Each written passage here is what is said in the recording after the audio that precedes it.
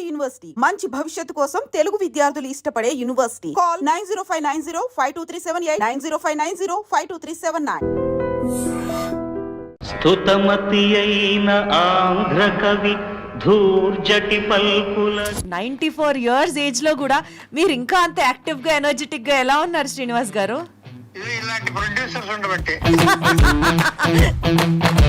బాలకృష్ణ గారితో 4 సినిమాల అనుబంధం అయినది. సినిమా అంటే ప్రాణం, సినిమా రంగం అంటే మక్కువ. తర్వాత మధ్యలో కొంచెం గ్యాప్ వచ్చింది. తిరిగి జెంటిల్ మ్యాన్, యశోద, సమ్మోహనం ఇలాంటి బ్లాక్ బస్టర్స్ తో మన ముందుకు వచ్చినప్పటికీ కూడా మిమ్మల్ని సంగీతం గారిని కోఆర్డినేట్ చేయడం, అటు ప్రసాద్ గారితో మాట్లాడి బాలకృష్ణ గారిని కన్విన్స్ చేయడం, ఈ మీటింగ్ మొత్తం అయ్యో బాలయ్యది బ్రహ్మాండం. తమరుసు చెప్తే నువ్వు ఏ కోదండరావు రెడ్డి నువ్వు చెప్తే కాదంటాడా, రాఘవేంద్రరావు కాదంటాడా?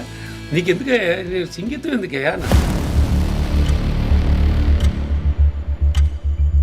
మీకు బాలకృష్ణ గారికి ఎప్పుడు ర్యాపో బాగుండిందా? ఇప్పుడు కూడా ఎప్పుడు అది ఫర్ ఎవర్. బాలకృష్ణ గారు విజయశాంతి గారిది was the super hit combination. అవును, సూపర్ హిట్ పేరు నడుస్తోంది అప్పుడు. ఆ టైంలో ఈ సినిమాకి విజయశాంతి గారిని అనుకొని మళ్ళీ కాదనుకొని చాలా క్లీన్ అండ్ ఓపెన్ మ్యాటర్ నేను చెప్పగలను, బికాజ్ నాకు తెలుసు కాబట్టి. సిల్క్ స్మిత గారితో ఒక పాట చేయడం అన్నది ఫిజికల్గా అమ్మాయిని చూస్తే మీరు గబాలన ఒప్పుకోరు క్యారెక్టర్. అయ్యో ఈ అమ్మాయి ఏంటండి అని అంటారు.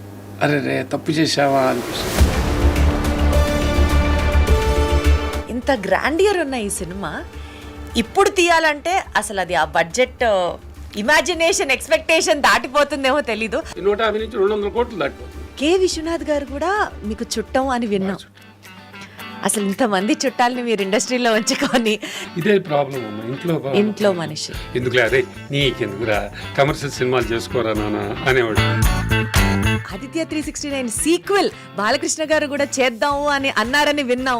7-8 సంవత్సరాల క్రితం ఈ ప్రపోజల్ నా దగ్గరికి వచ్చింది madam. Telugu cinema producer probably సినిమాలు తీయకుండా ఉంటే ఇంకా కొంచెం బెటర్గా ఉంటుందేమో సిచ్యువేషన్. ఇది టోటల్గా ఒక వ్యాపారం అయిపోయింది.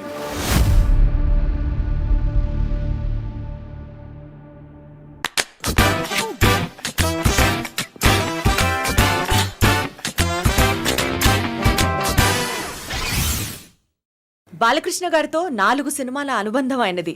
సినిమా అంటే ప్రాణం, సినిమా రంగం అంటే మక్కువ. తర్వాత మధ్యలో కొంచెం గ్యాప్ వచ్చింది. తిరిగి జెంటిల్ మ్యాన్, యశోద, సమ్మోహనం ఇలాంటి బ్లాక్ బస్టర్స్తో మన ముందుకు వచ్చినప్పటికీ కూడా ఆయన టోటల్ కెరియర్లో ఒక ఆణిముత్యం లాంటి సినిమా ప్రొడ్యూస్ చేసిన ఆ ఘనత మాత్రం ఆదిత్య 369 ఈ సినిమాకే నిలిచిపోతుంది. Aditya 369 being a classical movie మళ్ళీ రిలీజ్ అవుతున్న నేపథ్యంలో ఆ సినిమా ప్రొడ్యూసర్ శివలంక కృష్ణప్రసాద్ గారు ఈ రోజు నా పాడ్కాస్ట్ లో స్పెషల్ గెస్ట్. ప్రసాద్ గారు నమస్తే. Thank you very much. థాంక్యూ. ఎలా ఉన్నారు? For inviting me first of all. All the pleasure is ours. I dream all the very much thankful. ఎలా ఉన్నారు sir? I am very happy ma'am. Wonderful sir. 34 years back release అయింది Aditya 369.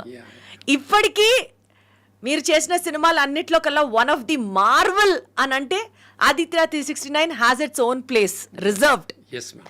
So ఆ గౌరవం, ఆ ఘనత ఎలా అనిపిస్తూ ఉంటుంది సార్ మీకు? Definitely ma'am. ఎందుకంటే ఇక్కడ నేను డైరెక్ట్గా మీకు ప్రస్తావించుకోవాల్సింది ఎస్వి బాలసుబ్రహ్మణ్యం గారు అంకుల్. నాకు ఆయన ఫస్ట్ సినిమా చిన్నోడు పెద్దోడు చేశాను. మీకు నాకు entry direct Sridevi movies first cinema చిన్నోడు పెద్దోడు. చంద్రమోహన్ గారు రెండో అక్కయ్య కొడుకు. నేను మేనల్లుడు.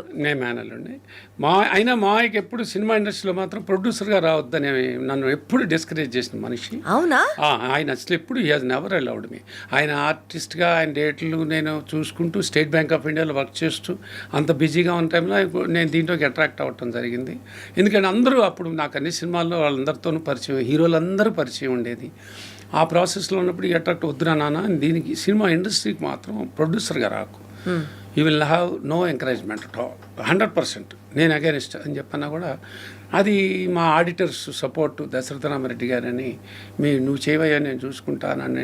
శ్రీదేవి మూవీస్ అని మా మిస్సెస్ పేరు, అంటే నేను state bank of India employee కాబట్టి నా పేరుతో అప్పుడు ఉండకూడదని గవర్నమెంట్ ఎంప్లాయీ అనితా కృష్ణన్ నా వైఫ్ పేరుతో శ్రీదేవి మూవీస్ అనే బ్యానర్ పెట్టి చేస్తే అది పెద్ద హిట్ అయింది. ఇది 12 సెంటర్స్ 100 days ఆడించి చిన్నోడు పెద్దోడు. అప్పుడు బాలు గారు దానికి మ్యూజిక్, బాలంకుల్ రిలేటివ్ నాకు బాగా. ఆయన అన్నారు నువ్వు మంచి సినిమా చేద్దు కానీ పెద్ద హీరోతో చేద్దు కానీ నేను చెప్తాను అన్నారు. ఆయన అప్పట్లో అందరి హీరోలకి 6 పాటలు ఆయనే కదా, 90s ఐఎమ్ టాకింగ్ అబౌట్. అప్పుడు అంత పీక్లో ఉన్నప్పుడు అప్పుడు సరే అని అన్నాను. అది జరిగిన ఒక 3-4 months తర్వాత ఆయన ఒక రోజున సడన్గా నాకు అప్పుడన్నీ ల్యాండ్లైన్లే మనకి అవును, సెల్ ఫోన్లు పేజర్లు లేవు. ఫోన్ చేసి మా విఠల్ గారని బాలుగారి మేనేజర్ ఉండేవారు, ఆయన వెంటనే ఫోన్ చేసి కృష్ణ నువ్వు విజయ గార్డెన్స్ రా, మణి అంటే ఎస్పి బాలసుబ్రహ్మణ్యం రమ్మన్నారు అంటే నేను వస్తానని చెప్పాను. లేదంటే కాసేపు వెళ్ళి విజయ గార్డెన్స్కి వెళ్ళి ఆయన రికార్డింగ్ ఎవరో జరుగుతుంటే అది అయిన తర్వాత కలిశాను. కృష్ణ రాత్రి నేను బెంగళూరు నుంచి రికార్డింగ్ చేసుకుని వస్తుంటే నా పక్క సీట్లో సంగీతం శ్రీనివాసరావు గారు ఉన్నారు. ఒక కాన్సెప్ట్ చెప్పాడయ్యా, చాలా బాగుంది అది, నేను చెప్పను ఒక్కసారి కలిసిరా ఆయన్ని అన్నా. అలాగే సార్ అన్నారు. వెంటనే ఫోన్ చేసి అక్కడే సంగీతం గారికి ఫోన్ చేసి ఇదిగో నా చంద్రమోహన్ గారు నా మేనల్లుడు అంటారు ఆయన, నన్ను పంపిస్తున్నాను కృష్ణని అంటే అలాగేనండి అంటే ఇప్పుడు వచ్చేయమనండి అన్నారు. మా ఇంటికి ఇంకొక నెక్స్ట్ స్ట్రీట్ నేను శాలిగ్రామంలో ఉండేవారు, ఆవిడ కూడా శాలిగ్రామం. వెళ్ళి కలిశాను. సరే ఇట్లా అన్నారు. రండి అని చెప్పి నేను కృష్ణప్రసాద్ అండి, ఇప్పుడే సినిమా చేశాను చంద్రమోహన్ గారు. చెప్పారు. ఏం లేదండి, రాత్రి ఒక కాన్సెప్ట్ నేను ఎప్పటి నుంచో రాసుకున్నాను, చాలా మంచి కాన్సెప్ట్, అది తెలుగులో చేయాలని ఉంది, అది నా ఐడియా కాదు, అది ఏదో టైం మెషిన్ తర్వాత అది బ్యాక్ టు ఫ్యూచర్ల మీద ఇన్స్పిరేషన్తో మన ఇండియనైజ్డ్గా నేను మార్చుకున్నాను అని నాకు ఒక కాన్సెప్ట్ లాగా అయితే సార్ ఒక్కసారి నాకు అది కాన్సెప్ట్ లాగా చెప్పండి సార్ అని అన్నా. చాలా భయపడుతున్నాయి అంటే ఆయన చెప్పారు. చెప్తే చాలా ఐ డోంట్ సే నేను అబ్బా బ్రహ్మాండం అదిరిపోయింది అని అన్నా. ఎందుకంటే ఫస్ట్ ఆఫ్ ఆల్ ఒక డైజెస్ట్ చేసుకోలేని పాయింట్ టైం మిషన్, ట్రావెలింగ్, కాలంలో ప్రయాణం ఏమిటి అసలు వినడానికి అప్పుడు ఎంత కొత్తగా అసలు వినటానికి. పైగా నాకేమో 33, నో ఆఫ్ కోర్స్ 34 అంటే 67, 68 ఎగ్జాక్ట్లీ 33. ఇదేంటి అసలు ఈయన కాలంలో ప్రయాణం అంటాడేంటి అసలు అంటే ఆయన నవ్వుతూ ఒక 2 ఇచ్చి నాకు క్యాసెట్లు ఇచ్చి ఈ వీసీఆర్ అప్పట్లో VCR లో 300 దాంట్లో పెట్టుకు చూసేవాళ్ళం. ఇది చూడండి బాబు, బ్యాక్ టు ఫ్యూచర్ ఒకటి, టైం మెషిన్ 2 చూస్తే మీకు కొంత ఐడియా వస్తుంది అని అంటే సరేనండి అని అన్న. చాలా భక్తిగా అవి తీసుకుని రాత్రి ఏదో 9ంటికో ఏదో ఒకటి చూసి అంత శ్రద్ధగా వాటిని చూసి ఆ ఇంగ్లీష్ని బాగా డైజెస్ట్ చేసి అర్థం చేసుకుని అంత నాలెడ్జ్ కూడా లేదు. సరే బాగా ఏదో ఒక బాగుంది, ఏదో కనపడుతుంది, ఏదో ఇంట్రెస్టింగ్ కనపడింది. సరే మన్నాడు ఏం చేశాను, ఇది ఎంత కాదులే పని కాదని నేను డైరెక్ట్గా బాలుగారి దగ్గరికి వెళ్ళి విట్ల గారికి ఫోన్ చేసి అంకుల్ ఎక్కడ షూట్ అని చెప్పని బలానంటే వెళ్ళి ఆయన్ని కలిశాను. అంకుల్ ఈ టైంలో ట్రావెల్ అంటున్నారు, కృష్ణదేవరాయ పీరియడ్ అంటున్నారు, ఇవన్నీ బాగున్నట్టుగా అనిపిస్తుంది, బట్ నాకు అసలు ఒకటి చెప్పనా నీ కృష్ణ, ఈ సినిమా నువ్వు చెయ్యి, నన్ను నమ్మించి కొన్ని దశాబ్దాల పాటు నువ్వు తర్వాత ఎన్ని సినిమాలు చేస్తావో నాకు తెలియదు, కానీ కొన్ని దశాబ్దాల పాటు నువ్వు గుర్తుండిపోతావు ఈ ఇండస్ట్రీకి. ఆ మహానుభావుడు ఆ పైనుంచి నాకు ఇవాళ నేను ఆయన మిస్ అవుతున్నానంటే ఆ మాట చెప్పారండి నాకు, చెయ్యి కృష్ణ అనే ఉన్నాను అనగానే సరే అని ఇక ఇంకా అదే ధైర్యం.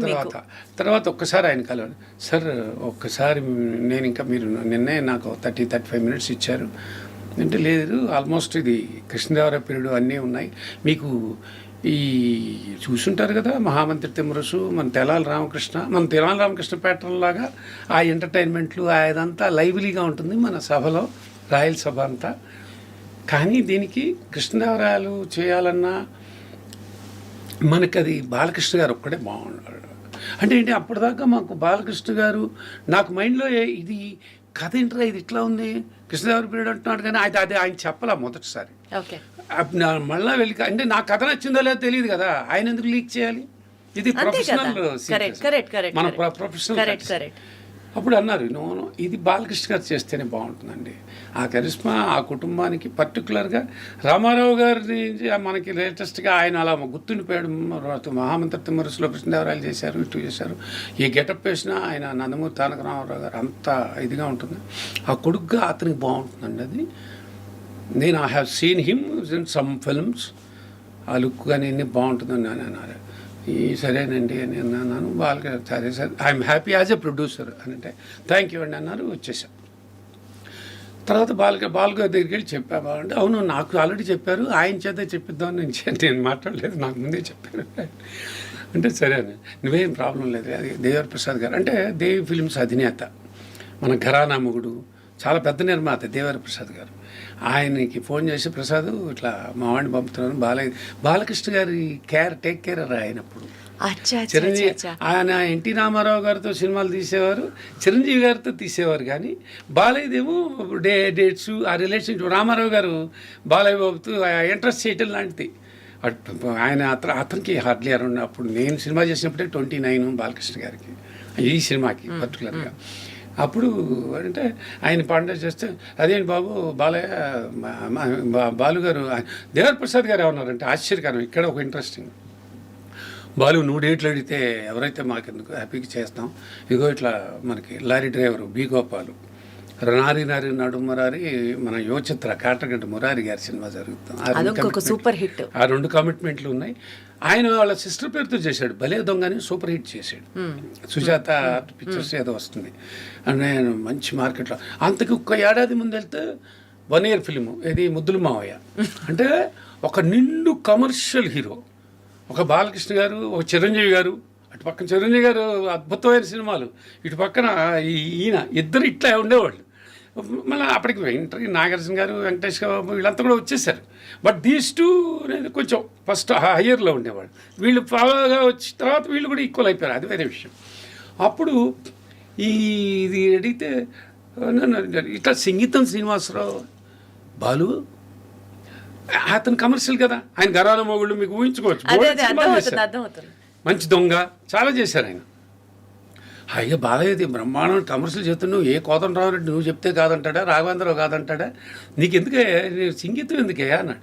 ఆయన సంగీతం గారు ఎప్పుడో మనకి సోమొకటిది స్ట్రైట్, విచిత్ర సోదరులు డబ్బింగ్, పుష్పకు క్లాసిక్, అది ఆడిందో లేదో తెలియదు, ఎలా ఉంటుంది ఇన్ జనరల్గా ఆలోచన వస్తుంది. ఎలా ఉంటారు, డబ్బులు చేసుకోవచ్చు కదా.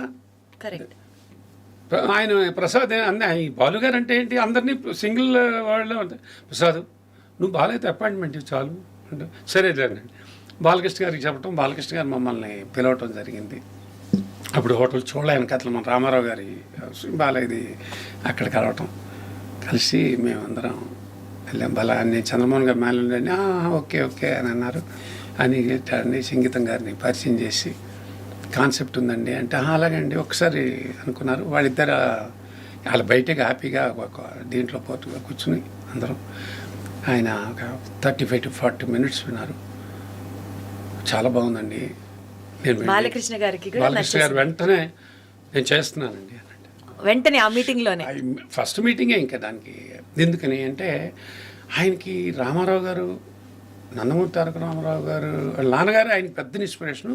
ఇవాళ ప్రతి చోట ఆయన అదే చెప్తుంటారు, నాన్నగారు చేసిన క్యారెక్టర్స్ కృష్ణదేవరాయ అది పడిపోయింది ఆయనకి.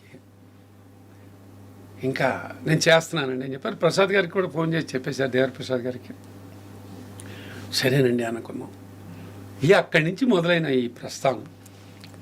అంటే ఒక్క మాటలో చెప్పాలంటే బాలసుబ్రహ్మణ్యం గారు మిమ్మల్ని, సంగీతం గారిని కోఆర్డినేట్ చేయడం, అటు ప్రసాద్ గారితో మాట్లాడి బాలకృష్ణ గారిని కన్విన్స్ చేయడం, ఈ మీటింగ్ మొత్తం అందరినీ ఒకే తాటి మీదకి తీసుకొచ్చింది బాలసుబ్రహ్మణ్యం గారు. అందుకనే బాలు అంకుల్ ది ప్రెజెన్స్ అని వేశాను, ఆయన సమర్పణలో అని సినిమా పడుతుంది. అంకుల్ మీ పేరు వేసుకుంటున్నాను ఎందుకే అని అంటే, లేదు అంకుల్ ప్రెజెంట్స్ వేసుకుంటాను మీది అని. సరే వేసుకో అయితే. ఆయన కన్విక్షన్ ని మీరందరూ నమ్మారు ఒక రకంగా చెప్పాలంటే. అలాంటి స్టార్ట్ అయిన ఆ ప్రయాణం మేడం. ఆ తర్వాత మెల్లిమెల్లిగా ముందు పిసి శ్రీరామ్ వచ్చాడు. శ్రీరామ్ తర్వాత కొన్ని కారణాల వల్ల, అంటే వెళ్ళి కారణాలంటే దీంట్లో చెప్పుకోలేని వెళ్ళావు. అతనికి ఏదో కిడ్నీలో స్టోన్ పడి ఒక 2-3 నెలలు అన్నప్పుడు తనే విఎస్ఆర్ స్వామి గారికి ఫోన్ చేసి, పీరియడ్ ఫిల్మ్కి విఎస్ఆర్ స్వామి చాలా బాగుంటాడు, అప్పుడు సింహాసనం కొన్ని హిస్టారికల్ చేశాడు. ఆయన 300-400 ఫిల్మ్స్ చేసిన సీనియర్ మోస్ట్ కదా. మోసగాడు కూడా కెమెరామెన్ ఆయనే, విఎస్ఆర్ స్వామి. దర్బార్లు అప్పుడు లారీ డ్రైవర్ ప్యారలల్గా జరుగుతుంది ఆయనది, మన ఏది బాలకృష్ణ గారిది. స్వామి గారిది పెట్టడం, ఆయనే ఫోన్ చేసి చేయండి నేను వచ్చి జాయిన్ అవుతాన్నాడు.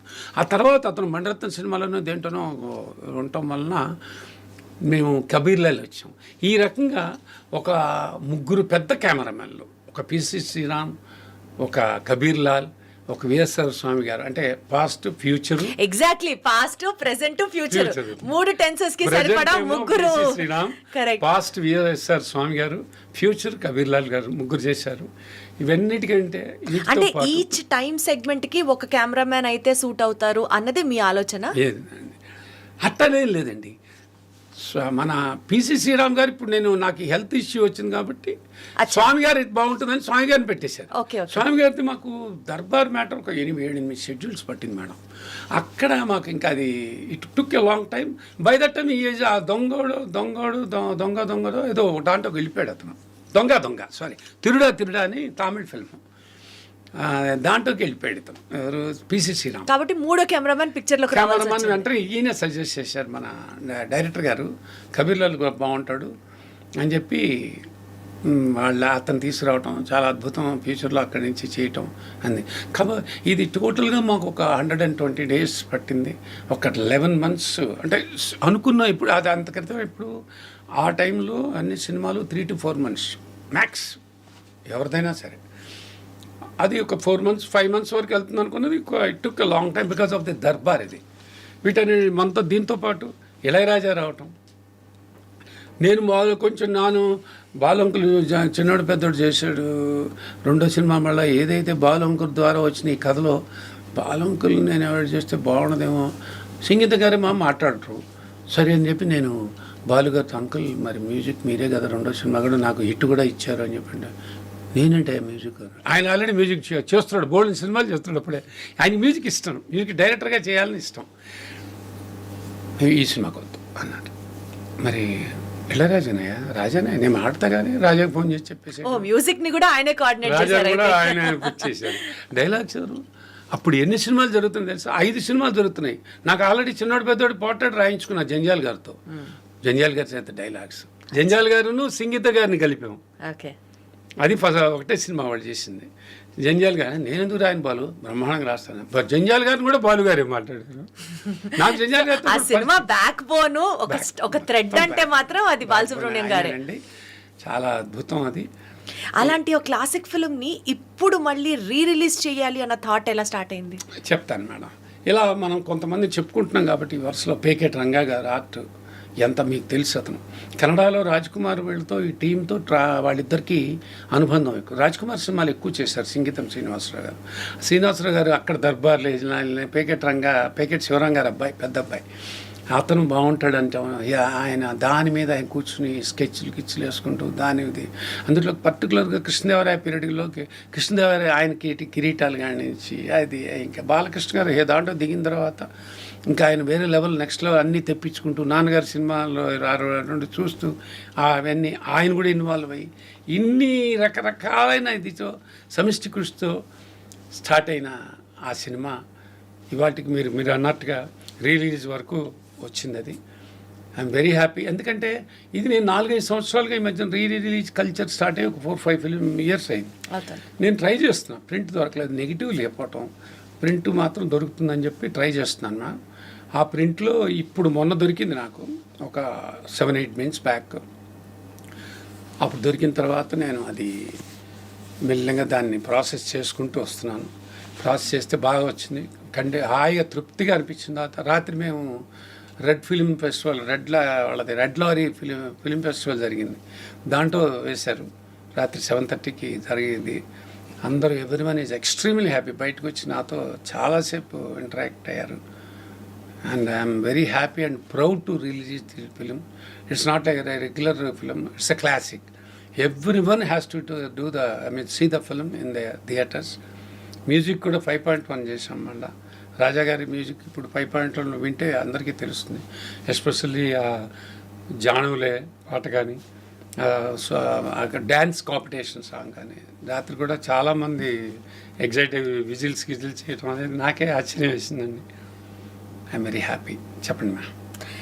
ఈ సినిమా అండి మీరు చేయడానికి అంటే Aditya 369 film is a scientific fiction film. And Indian సినిమాలోనే అదొక కొత్త ఎక్స్పెరిమెంటల్ ఫిలిం అప్పటికి 34 years బ్యాక్. అండ్ ఇప్పటికీ అది ఎవర్ ఫ్రెష్, అది need not to be mentioned at all. ఆ టైంలో బాలకృష్ణ గారు ఈ సినిమా చేయడానికి ఒప్పుకోవడం ఒక పెద్ద టాస్క్ అంటే, మీరు ఆ టైంలో ఒక్క సినిమానే చేశారు. This will be your next film. Yes Aditya 369 will be second film. ఇంత పెద్ద ప్రాజెక్టు అప్పట్లో ఒక సినిమానే చేశారు కాబట్టి మిమ్మల్ని చిన్న నిర్మాత అనుకుంటూనే బాలకృష్ణ గారు యాక్సెప్ట్ చేయడం, ఇంత పెద్ద పెద్ద టీం ఉన్న క్రూ ఉన్న వాళ్ళందరూ మీకు అలైన్ అవ్వడం, డూ యూ థింక్ ఇది ఫిలసాఫికల్గా అలైన్ అయిన ఫిలిం అని నమ్ముతారా మీరు? 100% మేడం. నేను ఎప్పుడు దానికే నమ్ముతా. ఎందుకంటే అయితే సినిమా మీరన్న దాంట్లో ఒక చిన్న ఇదేంటంటే, సినిమా వాతావరణం కొత్తది కాదు. వాతావరణం నేను ఆల్రెడీ మా మామయ్య వల్ల, చంద్రమోహన్ గారి వల్ల బాగా అలవాటు పడిపోయాను. యాజ్ ఏ హీరోగా ఆయన అప్పుడు సీతామహాలక్ష్మి, బోల్డ్ సిరిసిరిము, తర్వాత సిరిసిరిము కాదు, సిరిసిరిము is too young for me to, నేను అప్పుడు రాలా ఇండస్ట్రీలోకి. సీతామహాలక్ష్మి తర్వాత 16 లైఫ్స్ అని చాలా పెద్ద పెద్ద సినిమాలు, మామయ్య మార్కెట్ ఇండివిజువల్ హీరోగా రావటం మొదలెట్టిన టైంలో నేను had to go for is assisting the accounts, what ever the managerial అన్నీ నేనే చూసుకున్నాను. చంద్రమోహన్ గారి మేనేజర్ని కాబట్టి అక్కడే ఉంటూ, దానివల్ల నాకు ఎక్స్పీరియన్స్ అనేది ఈ సినిమాలు పెద్ద హీరోలతో చూస్తున్న వాళ్ళతో మాయ చేస్తున్నవి అన్నిట్లో వెళ్ళిపోయేవాడిని కాబట్టి, మింగిలేవాడిని కాబట్టి ప్రొడక్షన్ అనేది నాకు పెద్దగా పెయిన్ఫుల్ అనిపించలే. కానీ మీరు అన్నారే, ఒక టెక్నికల్గా చూస్తుంటే ఇదేంటి ఎక్కడికక్కడే థ్రిల్ ఫీల్ అవుతుంటాం. వీళ్ళందరూ మాట్లాడుకుంటుంటే అబ్బా ఇదే చాలు, ఒక యూనివర్సిటీ లాగా ఉంటుంది. వాళ్ళు దేవర్ డిస్కసింగ్ సంథింగ్ అంటే పక్కన కూర్చోబెట్టేవాడు. ద మోస్ట్ అంటే ఇప్పుడు ఆ వాతావరణం ఉందో లేదో నాకు తెలియదు మేడం. ఎందుకని నాకు ఉందో లేదో అని తెలియదు అంటే ఇది తప్పించుకోవటం కాదు. నేను ఇప్పుడున్న పేరున్న డైరెక్టర్లు, అంటే గొప్ప పేరున్న డైరెక్టర్లు, వాళ్ళతో నేను ట్రావెల్ అవ్వలేదు కాబట్టి, అంటే వాళ్ళు నాకు సినిమా చేయకపోవటం, నేను వాళ్ళకి సినిమా అడగకపోవటం జరిగి ఉంటుంది కాబట్టి ఇప్పుడు తెలియదు. కానీ ఆ ఇన్వాల్వ్ చేయటం, జంజాల్ గారు డైలాగ్ రాయగానే కృష్ణ ఒకసారి చదువుకోవాలని అంటూ డైరెక్టర్ ముందే ఇచ్చేవాళ్ళు. అది ఇవాళ కల్చర్లో జరగదు మేడం. సరే ఇది ఎలా ఉంటుంది, డైరెక్టర్ని అక్కడ పెట్టుకుని ఈ డైలాగ్ ఇలా అనొచ్చు సార్ జంజాల్ గారు అంటుంటే, ఏం డైరెక్టర్ గారు అంటుంటే ఇది అంటే ప్రొడ్యూసర్ని కూడా ఈక్వల్గా సినిమాలో ఇన్వాల్వ్ చేయడం అన్నమాట. ఆ వండర్స్ అన్నీ ఎంజాయ్ చేశాను నేను. అయితే ఇప్పుడున్న కాలానికి తగ్గట్టుగాను ఉంటున్నాం అనుకో, ఎందుకంటే ఉండాలంటే మరి అది తప్పదు. అంటే ఎస్టర్ ఇయర్స్ని ఫిలిం ప్రొడ్యూస్ చేసిన ప్రొడ్యూసర్స్లో మీరున్నారు, ఇప్పటికీ మీరు సినిమాలు చేస్తున్నారు. సో ఇప్పటి తరం వాళ్ళతో కొంచెం కొలాబరేట్ అవుతూ మాట్లాడే అంశాలని నెక్స్ట్ హాఫ్లో మాట్లాడుకుందాం. ఆదిత్య 369ని మాత్రమే ఫోకస్ చేస్తూ మాట్లాడితే, బాలకృష్ణ గారి ఆయన ఆహార్యం దగ్గర నుంచి, ఆయన వాక్చాతుర్యం దగ్గర నుంచి, ఆయన నటన నైపుణ్యం దగ్గర నుంచి ఇన్ని ఎలిమెంట్స్ మాట్లాడుతూ వెళ్తే అనండి, అన్ని కామాలు చెప్పుకుంటూ వెళ్ళాలి. బికాజ్ ఆయన ఈ సినిమాకి ఇచ్చినటువంటి ఇన్వాల్వ్మెంట్, ఎంత డెడికేటెడ్గా, every dialogue is like a masterpiece లాగా, ఎస్పెషల్లీ కృష్ణదేవరాయల గారి లాగా ఆయన చేయడం. ఎలాంటి ఎక్స్ట్రా కేర్ తీసుకునేవారండి ఆయన ఈ క్యారెక్టర్ కోసం?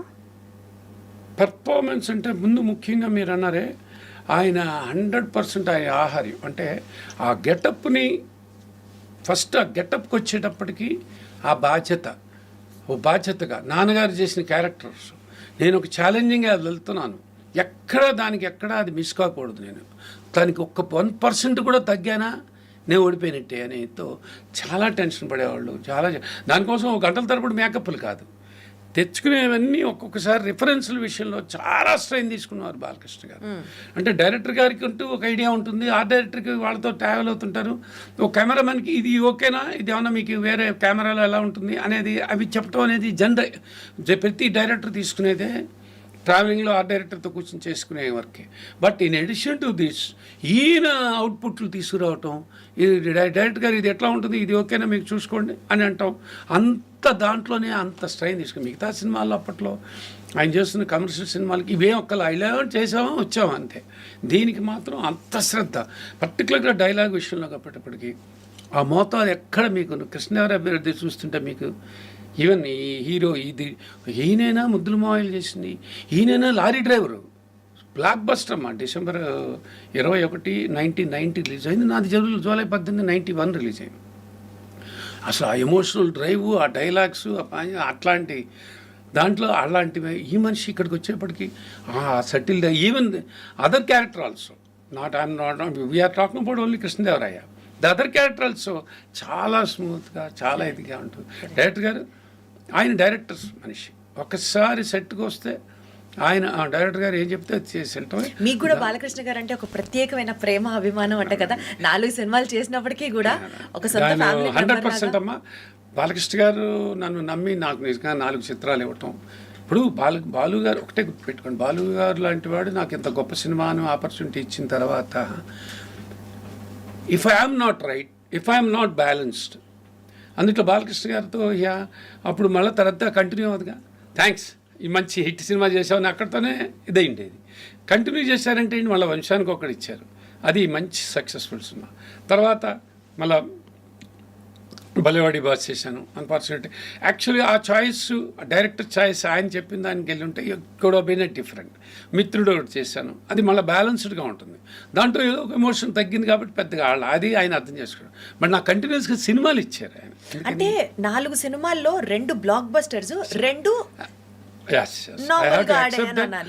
నేను బలేవాడి బాస్లోనే ఎక్కువ తప్పు చేశాను. మిత్రుడి విషయంలో ఆ ఎమోషన్ సరిపోలేదని అంటారు, కానీ మిత్రుడు చూసిన వాళ్ళందరూ ఎవరు అనరు, మంచి సినిమా అంటారు. అయితే నా ఫార్చునేట్లీ నా అదృష్టం ఏంటంటే మేడం, నేను మిగతా సినిమాలు మిగతా హీరోలతో చేసే అవకాశం రాలేకపోయటం అనేది కాదు, మనకంటూ ఒకటి రాసి పెట్టి ఉండాలంటారమ్మా. ఆ అదృష్టం ఏంటంటే నాకు, నేను ఎప్పుడు అది అనుకుంటా, చిరంజీవి గారు హాయిగా మాట్లాడతారు నాతో, హాయిగా ఆయనతో యాజ్ ఎ ఫీజ్ ఆయన ఏదో ఆయన ప్రొడ్యూసర్ లాగా మాతో ఆ రెస్పెక్ట్ ఇస్తారు. వెంకటేష్ అంటారా, నాగార్జున గారు అంటారా, వాళ్ళతో నేను ఎక్కువ ట్రావెల్ అయ్యాను కూడా. సినిమాలు జరగకపోవటానికి కారణాలు వేరే ఉండొచ్చు, అంటే ఆ టైంలో మనకి వర్కౌట్ అవటం అనేది కావాలి. అన్ని బోల్డ్ ఉంటాయి. ఇర్రెస్పెక్టివ్ ఆఫ్ ద రిజల్ట్ మీకు బాలకృష్ణ గారికి ఎప్పుడు ర్యాపో బాగుండిందా? ఇప్పుడు కూడా ఎప్పుడు అది ఫర్ ఎవర్. ఆయనకి రిలీజ్ కి సంబంధించి ఆయనతో అడ్వైజులు తీసుకుంటూ ఉంటారా, ఆయనతో సంప్రదించి? లేదమ్మా, ఏం చేశానంటే నేను ప్రింట్ దొరికిన తర్వాత స్టార్ట్ చేసే వర్క్, ఇది కరెక్ట్గా వస్తేనే బాగుంది అనిపించుకుని, ఏది అంటే ఇవాళ ఒక మనం మళ్ళా రిలీజ్ చేస్తున్నామంటే, ఒక ప్రింట్ని డిజిటలైజ్ చేస్తున్నామంటే దానికి ఆ స్థాయి ఉండాలి, అది కనపడాలి. మళ్ళీ ఆన్ స్క్రీన్లోకి వచ్చేటప్పటికి ఏంట్రా ఇలా కనపడుతుంది అన్నట్టుగా అనిపించుకోకూడదు. అది నాకు భయం. ప్రసాద్ చెన్నై వాళ్ళు చేశారు, అది చేస్తుంటే వాళ్ళ ప్రసాద్ కార్పొరేషన్ చెన్నై, మన ప్రసాద్ ల్యాబే అది, వాళ్ళందరూ చేసి నాకట్ట కాదు సార్, నాకు అప్పుడప్పుడు టెస్టింగ్లు పంపించండి అని హైదరాబాద్కి వాళ్ళు టెస్టింగ్లు పంపించి ఇది బాగా, ఇది కొంచెం బ్లూ ఎక్కువ, ఇట్లాంటివన్నీ చేసి there is a lot of redo exercise for this. 6 months అయింది. నేను అనౌన్స్ కూడా చేయలేదమ్మా, ఎందుకంటే అప్పుడు బాలకృష్ణ గారికి చెప్పాను, బాబు ఇట్లా ఈ ప్రింట్ దొరికింది, నేను చేశాను, కాపీ వచ్చినప్పుడు మీకు చూపిస్తాను. ఓకే, అంటే టెక్నికల్గా ఆల్రెడీ షూట్ అయిపోయి రిలీజ్ అయిపోయి హిట్ అయిపోయిన సినిమాకి కూడా రిలీజ్ చేయాలంటే చాలా వర్క్ ఉంటుందా సార్? అంటే డిజిటలైజ్ చేయాలిగా. ఇప్పుడు ప్రింట్ అనేది లేదు కదమ్మా, మేమేదో ప్రింట్లు ఆడిన ప్రింట్లు వర్షాలు వచ్చినట్టు ఉంటాయి, గీతలు పడిపోయి ఉంటాయి, సౌండ్ పోయి ఉంటుంది, ఇన్ని ఇవన్నిటిని మ్యాచ్ చేసుకుంటూ రావాలి. ఒరిజినల్ సౌండ్ ఏమో రికార్డింగ్ థియేటర్స్లో ఉండేవన్నీ ఇప్పుడు ఆ టేపులన్నీ లేవు, ఎవరికి వాళ్ళే అవి దాచిపెట్టుకోవాలి మేము. మా అన్ఫార్చునేట్లీ వీటి వాల్యూ తెలియకపోవటం ఉంటారు. అది ఇప్పుడు అవన్నీ వాటిలో తెచ్చి మళ్ళీ ఒక దాంట్లో తీసుకొచ్చి వాళ్ళంతా అది కష్టపడి చేశారు, బాగుంది, ఇది చూపించవచ్చు అన్నప్పుడు బాలకృష్ణ గారికి అప్పుడు బాబు ఇట్లా ఇది అయింది, మనం సినిమా చూద్దాం, చూసిన తర్వాత డిసైడ్ చేద్దాం రిలీజ్ చేద్దాం లేదని. ఎందుకంటే ల్యాబ్ వాళ్ళు మేము వర్క్ చేసాం సార్, అదిరిపోయింది సార్ అని అనొచ్చు, బికాజ్ వాళ్ళు బోల్డెన్ సినిమాలు చేస్తున్నారు, దే ఆర్ ఎక్స్పర్ట్స్. అది ఒక ప్రొడ్యూసర్గా మీకున్న బాధ్యత. అది ఆయన దగ్గర కూడా ప్రజెంట్ చేయాలంటే కూడా నేను భయపడతాను, ఎందుకంటే ఇవాళ కరెంట్గా పర్ఫెక్షనిస్టా అండి ఆయన చాలా పర్ఫెక్షనిస్టా బాలకృష్ణ గారు? చాలా పాపం మనసు పెడతాడు ఆయన ముందు అన్నీ, ఏదైనా నిజాయితీ, అన్నిటికంటే నిజాయితీ బాగా ఎక్స్పెక్ట్ చేస్తాడు. అంటే దానికోసం ఆయన ఏదో పొగడాలి అవే ఉండవు ఆయనకి, అసలు చాలా నార్మల్ మ్యాన్. సో నాకు ఏంటంటే పైగా అమ్మ నా ఫేజ్ 89 to 91 వరకు ఆదిత్య 369, 95 to 96 మళ్ళా ఇది వంశానికి ఒకడు, మళ్ళీ 2000లో బలేవాడి బాస్ 2001 రిలీజ్. అట్లాగే మళ్ళీ 2008లో మళ్ళీ బాబు నేను కొంచెం బాగా ఉన్నానంటే కృష్ణ గారు చేసుకోండి అని చెప్పని పాపం మళ్ళీ కొత్త డైరెక్టర్ మహాదేవ్ అని మిత్రుడు చేశారు. అవేమి పాపం ఆయన అవుట్ ఆఫ్ వేలో చేయటం అంటారు. అది నిజంగా నాకు 4 సార్లు అలా సినిమాలు చేయటం జరిగింది. ఆదిత్య 369 ఈ సినిమా రిలీజ్ టైంలో అండి బాలకృష్ణ గారు విజయశాంతి గారిది was the super hit combination. అవును, సూపర్ హిట్ పేరు నడుస్తోంది అప్పుడు. ఆ టైంలో ఈ సినిమాకి విజయశాంతి గారిని అనుకొని మళ్ళీ కాదనుకొని మోహిని గారిని పెట్టి, అంటే అక్కడ హీరోయిన్ విషయంలో జరిగిన ఆ డిఫరెన్స్ ఆఫ్ ఒపీనియన్నా, లేకపోతే ఎందుకు విజయశాంతి గారు కాదు మోహిని గారు అయితే కరెక్ట్ అని అనుకున్నారు, ఏం జరిగింది ఆ టైంలో? అబ్సల్యూట్లీ చాలా క్లీన్ అండ్ ఓపెన్ మ్యాటర్ నేను చెప్పగలను, బికాజ్ నాకు తెలుసు కాబట్టి విషయం. విజయశాంతి గారు so much interested in that doing that film. We are also very happy about it. దానికి జరిగిందంతా ఏంటంటే, అప్పుడు లారీ డ్రైవరు జరుగుతున్న సినిమాకి విజయశాంతి, అర్థమైందండి, భలే దొంగ విజయశాంతి. అది కాకుండా నా కంటిన్యూటీ సినిమా తల్లిదండ్రులు అని వచ్చింది madam, Prasad art picture Subbarao, PAP Subbarao. ఆయన అడ్వాన్స్ ఆల్రెడీ విజయశాంతికి ఇచ్చేశారు. అప్పుడు దేవర ప్రసాద్ గారు నన్ను మళ్ళా అన్నారు, కృష్ణ వరుసగా విజయశాంతి అవుతోంది అని అన్న. రాధా గారు కూడా కాంపిటేటివ్గా ఉండేవారు, కానీ రాధా వాజ్ కొంచెం ఫ్యాట్ అయింది, అప్పుడు ఫ్యాట్ అయిపోయింది ఆవిడ. సో ఇంకా ఏం చేయాలి అనేది మనం తలపట్టుకోవచ్చు. విజయశాంతి గారని మీరు అన్నట్టు ఇప్పుడు విజయశాంతి గారే మేము చేస్తున్నాం అనేంతవరకు వచ్చాం మూడ్లోకి. శాంతి నేను చేస్తాను కృష్ణప్రసాద్ గారు అని చెప్తుండేది. అట్లాంటిది ఈ తల్లిదండ్రులు కమిట్మెంట్ వాళ్ళు అడ్వాన్స్ తీసుకోవటం జరిగింది. ఈ పిఏపి సుబ్బారావు గారు చాలా సీనియర్ మోస్ట్ మ్యాన్ అమ్మ. ఆయన నేను శాంతిని వాళ్ళిద్దరిదే అనుకున్నాను మా అని అనగానే ఇంకా నేను ఏం చేద్దాం అన్నప్పుడు అప్పుడు PC Sreeram suggested let's go for the వెళ్దామని మేము బాంబేకి వెళ్ళాం. కానీ మీకు అక్కడ కొన్ని మంచి విషయాలు చెప్పాలి. నేను నెక్స్ట్ అనుకున్నది మేమందరం సెలెక్ట్ చేసుకున్నాం, మిస్ అవ్వటం అనేది దివ్యభారతి, బొబ్బిల్ రాజా చేసింది అప్పటికి. She was writing 10th class exams రాస్తాను బాంబేలో. అప్పుడే చేసి వచ్చింది 3 గంటలకల్లా ఇంటికి వచ్చి వెంటనే సార్ మన అమితాబ్ బచ్చన్ గారి ఇంటి వెనకాతల ఆవిడ జుహు, అక్కడ మేము ఆవిడకి వెళ్ళటం. అయ్యో సంగీతం గారు అప్పురాజా, ఓ బడా ఫిలిం హై పుష్పక్ హై అని చెప్పి ఆవిడ షీ సో హ్యాపీ. ఆల్మోస్ట్ అది చేద్దాం అనుకున్న దాంట్లో హిందీ ఏదో కాంట్రాక్ట్ ఒకటి ఉంది, కాంట్రాక్ట్లో అది అయ్యేదాకా అనేది ఒక చిన్న ఇది వచ్చింది. Then we had to lose her. Alternative Urmila. Urmila is excited. Urmila కూడా వెళ్ళాం. వాళ్ళ ఫాదరు సమ్ యూకో బ్యాంక్ ఏదో ఆయన బ్యాంక్ మేనేజర్, అది అక్కడ కూడా మేము మిస్ అయ్యాం. ఇవన్నీ పిసి శ్రీరామ్ నేను కలిసి బాంబేలో కూర్చున్న వేట ఇవన్నీ. వెళ్తే అప్పుడు వర్ష గోయంకర్ ఒక అమ్మాయి ఉండేది హీరోయిన్, ఆవిడ కూడా చూసాం. ఈ అమ్మాయి కూడా సో హ్యాపీ. ప్రాబ్లం ఏమైందంటే రాజ్ కుమార్ సంతోషితో ఒక సినిమా సన్నీ డియోల్ నరసింహనో ఏదో వచ్చింది సినిమా, నరసింహ.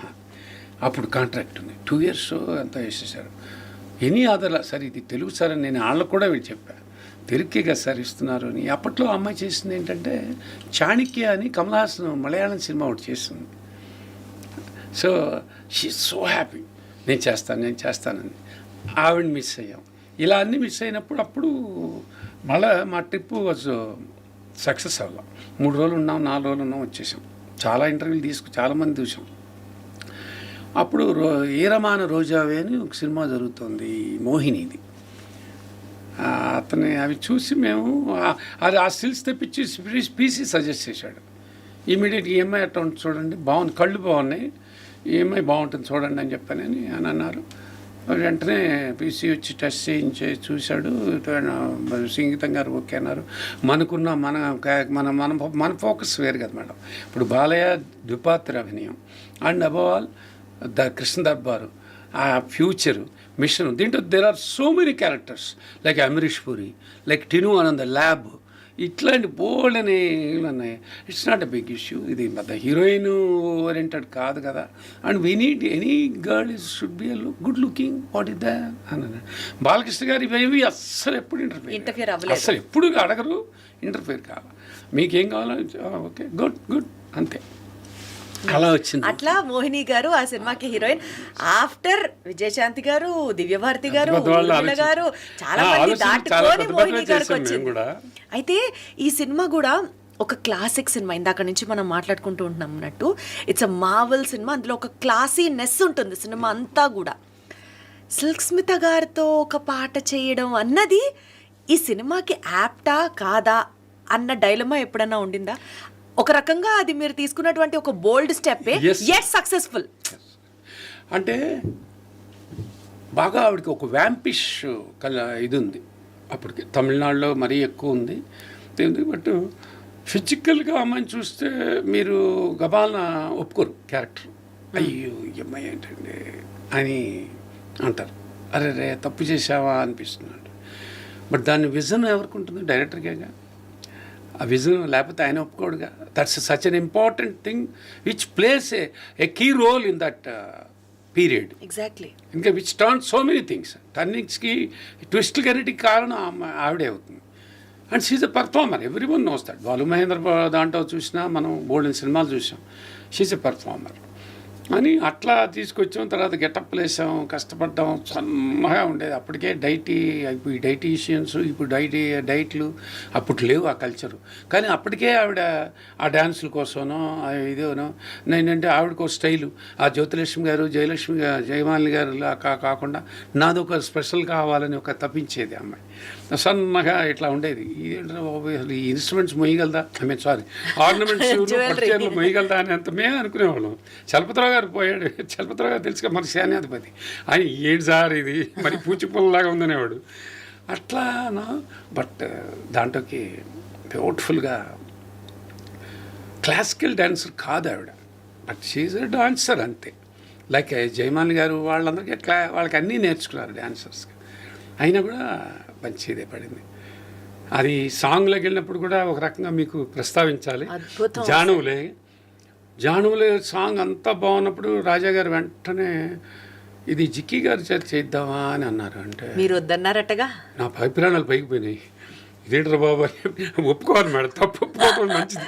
అది సభాముఖంగా ఒప్పుకోవడం ఇంకా మంచిది. డైరెక్టర్ గారితో మాట్లాడలేను, ఎవరితో మాట్లాడలేను. నాకు మాట్లాడాలంటే నా మాట వినేవాడు ఒక్కడే. దాని పేరు ఎస్పి బాలసుబ్రహ్మణ్యం. బాలగట్టం. ఆయన పొద్దునంతా పాటలో ఉంటాడు. ఆయన పట్టుకోవాలంటే రాత్రి 9 తర్వాత వెళ్ళి ఇంటికి వెళ్ళి కృష్ణ వచ్చాడు రమణ మనం అంటే పైకి వెళ్ళి ఆయన బెడ్రూమ్ అంకుల్ అంతా బాగానే ఉంది, ఇదేంటి జిక్కి గారిని దులిపి తీసుకొస్తున్నారంటే ఇదేంటయ్యా అంటే ఇట్లా పీరియడ్ పాట నాకు ఇందాకే సంగీతం గారు ఫోన్ చేశాడు, అద్భుతమైన ఆలోచన అని చెప్పాను. ఆయన అన్నారు అంకుల్ని ఎందుకు అంకుల్ నా అంతా ఆడుకుంటారు అందరూ వీళ్ళు. నేను ఆ చిన్నపిల్లలాగా ఏదో అంటారే అంకుల్ ఆలోచించడానికి. ఏంటి ఆలోచించమంటావు అంటే జిక్కి గారు దాన్ని ఎవరి చేత పాడిద్దాం పోనీ ఐడియాలు చెప్పండి. సార్ జానకి గారు సూపర్, చిత్ర గారు ఉన్నారు, మన రెగ్యులర్ ఎందుకు అవుతున్నాయి అది. నువ్వు పీరియడ్లోకి వెళ్తున్నప్పుడు ఏదో ఒక కొత్తదనం చాలు, నీ తెలివితేటలు చాలు. నన్ను తిడతారు కదా ఆయన, చాలు వదిలిపెట్టు, చూడు నువ్వు అన్నీ చూడు అంతే. లోపలేమో మీకు ఇలా గుండె కొట్టుకుంటూ ఉండిందా అంటే సరేలే కానీ మనం ఏం మాట్లాడలేమన్నా. ఆ తర్వాత అది విన్న తర్వాత నాకేదో అద్భుతం అనిపించటం అనేది కాదు, బాగుంది ఇది ఒక తమాషాగా ఉందని అనటం.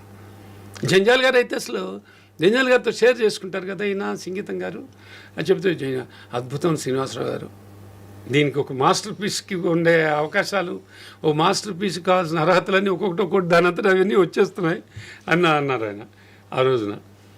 ఆ ఐడియాని విశ్వనాథ్ గారు ఎంత బాగా మెచ్చుకున్నారు. మేము జిక్కి గారు అబ్బా జిక్కి గారి చేత పాడించారా అని అంటాం. ఇలా అందరూ ఫస్ట్ గ్రీన్ సిగ్నల్ ఇచ్చింది సంగీతం గారు. అసలు ఆవిడే జిక్కి గారే ఎంత హ్యాపీ ఫీల్ అయిందంటే నన్ను తీసుకొచ్చి పాడిస్తున్నారు అంటే మీకు ఎంత ధైర్యం అన్నట్టుగా అది మాట. ఈ ప్రతి సినిమా సూపర్ హిట్ సక్సెస్లో ఖచ్చితంగా డైరెక్టర్ పాత్ర, ఆయన విజన్, అసలు ఆయనే కథ, ఆయనే అందరి ముందర తీసుకొచ్చిన స్టోరీ ఇది. ఇప్పటికీ కూడా ఆదిత్య 369 అలా నిలిచిపోవడానికి కారణం 100%, 200% డైరెక్టర్కి క్రెడిట్ ఇచ్చి తీరాల్సిందే. ఈ నేపథ్యంలో ఒక ప్రొడ్యూసర్గా మీతో ఎలా కనెక్ట్ అయ్యి మాట్లాడుతున్నామో డైరెక్టర్ గారితో కూడా మీరు ఒక్కసారి ఈ క్షణం మా కోసం ఫోన్ చేసి ఆ సినిమా విశేషాలు మాట్లాడుతూ ఒకసారి ఆయన్ని కూడా లైన్లోకి తీసుకుంటే వినాలనుంది. మీ ఇద్దరి మధ్యలో అసోసియేషన్. డైరెక్టర్ గారు ఇప్పుడు మనం పిలవాలనుకోవటం అనేది నాకు చాలా సంతోషకరమైన విషయం. ఎందుకంటే ఈ ఒక రకంగా ఈ సక్సెస్ ని ఎంజాయ్ చేసే మూమెంట్ లో ఆయన కూడా ఉంటే బాగుంటుంది. తప్పకుండా అండి.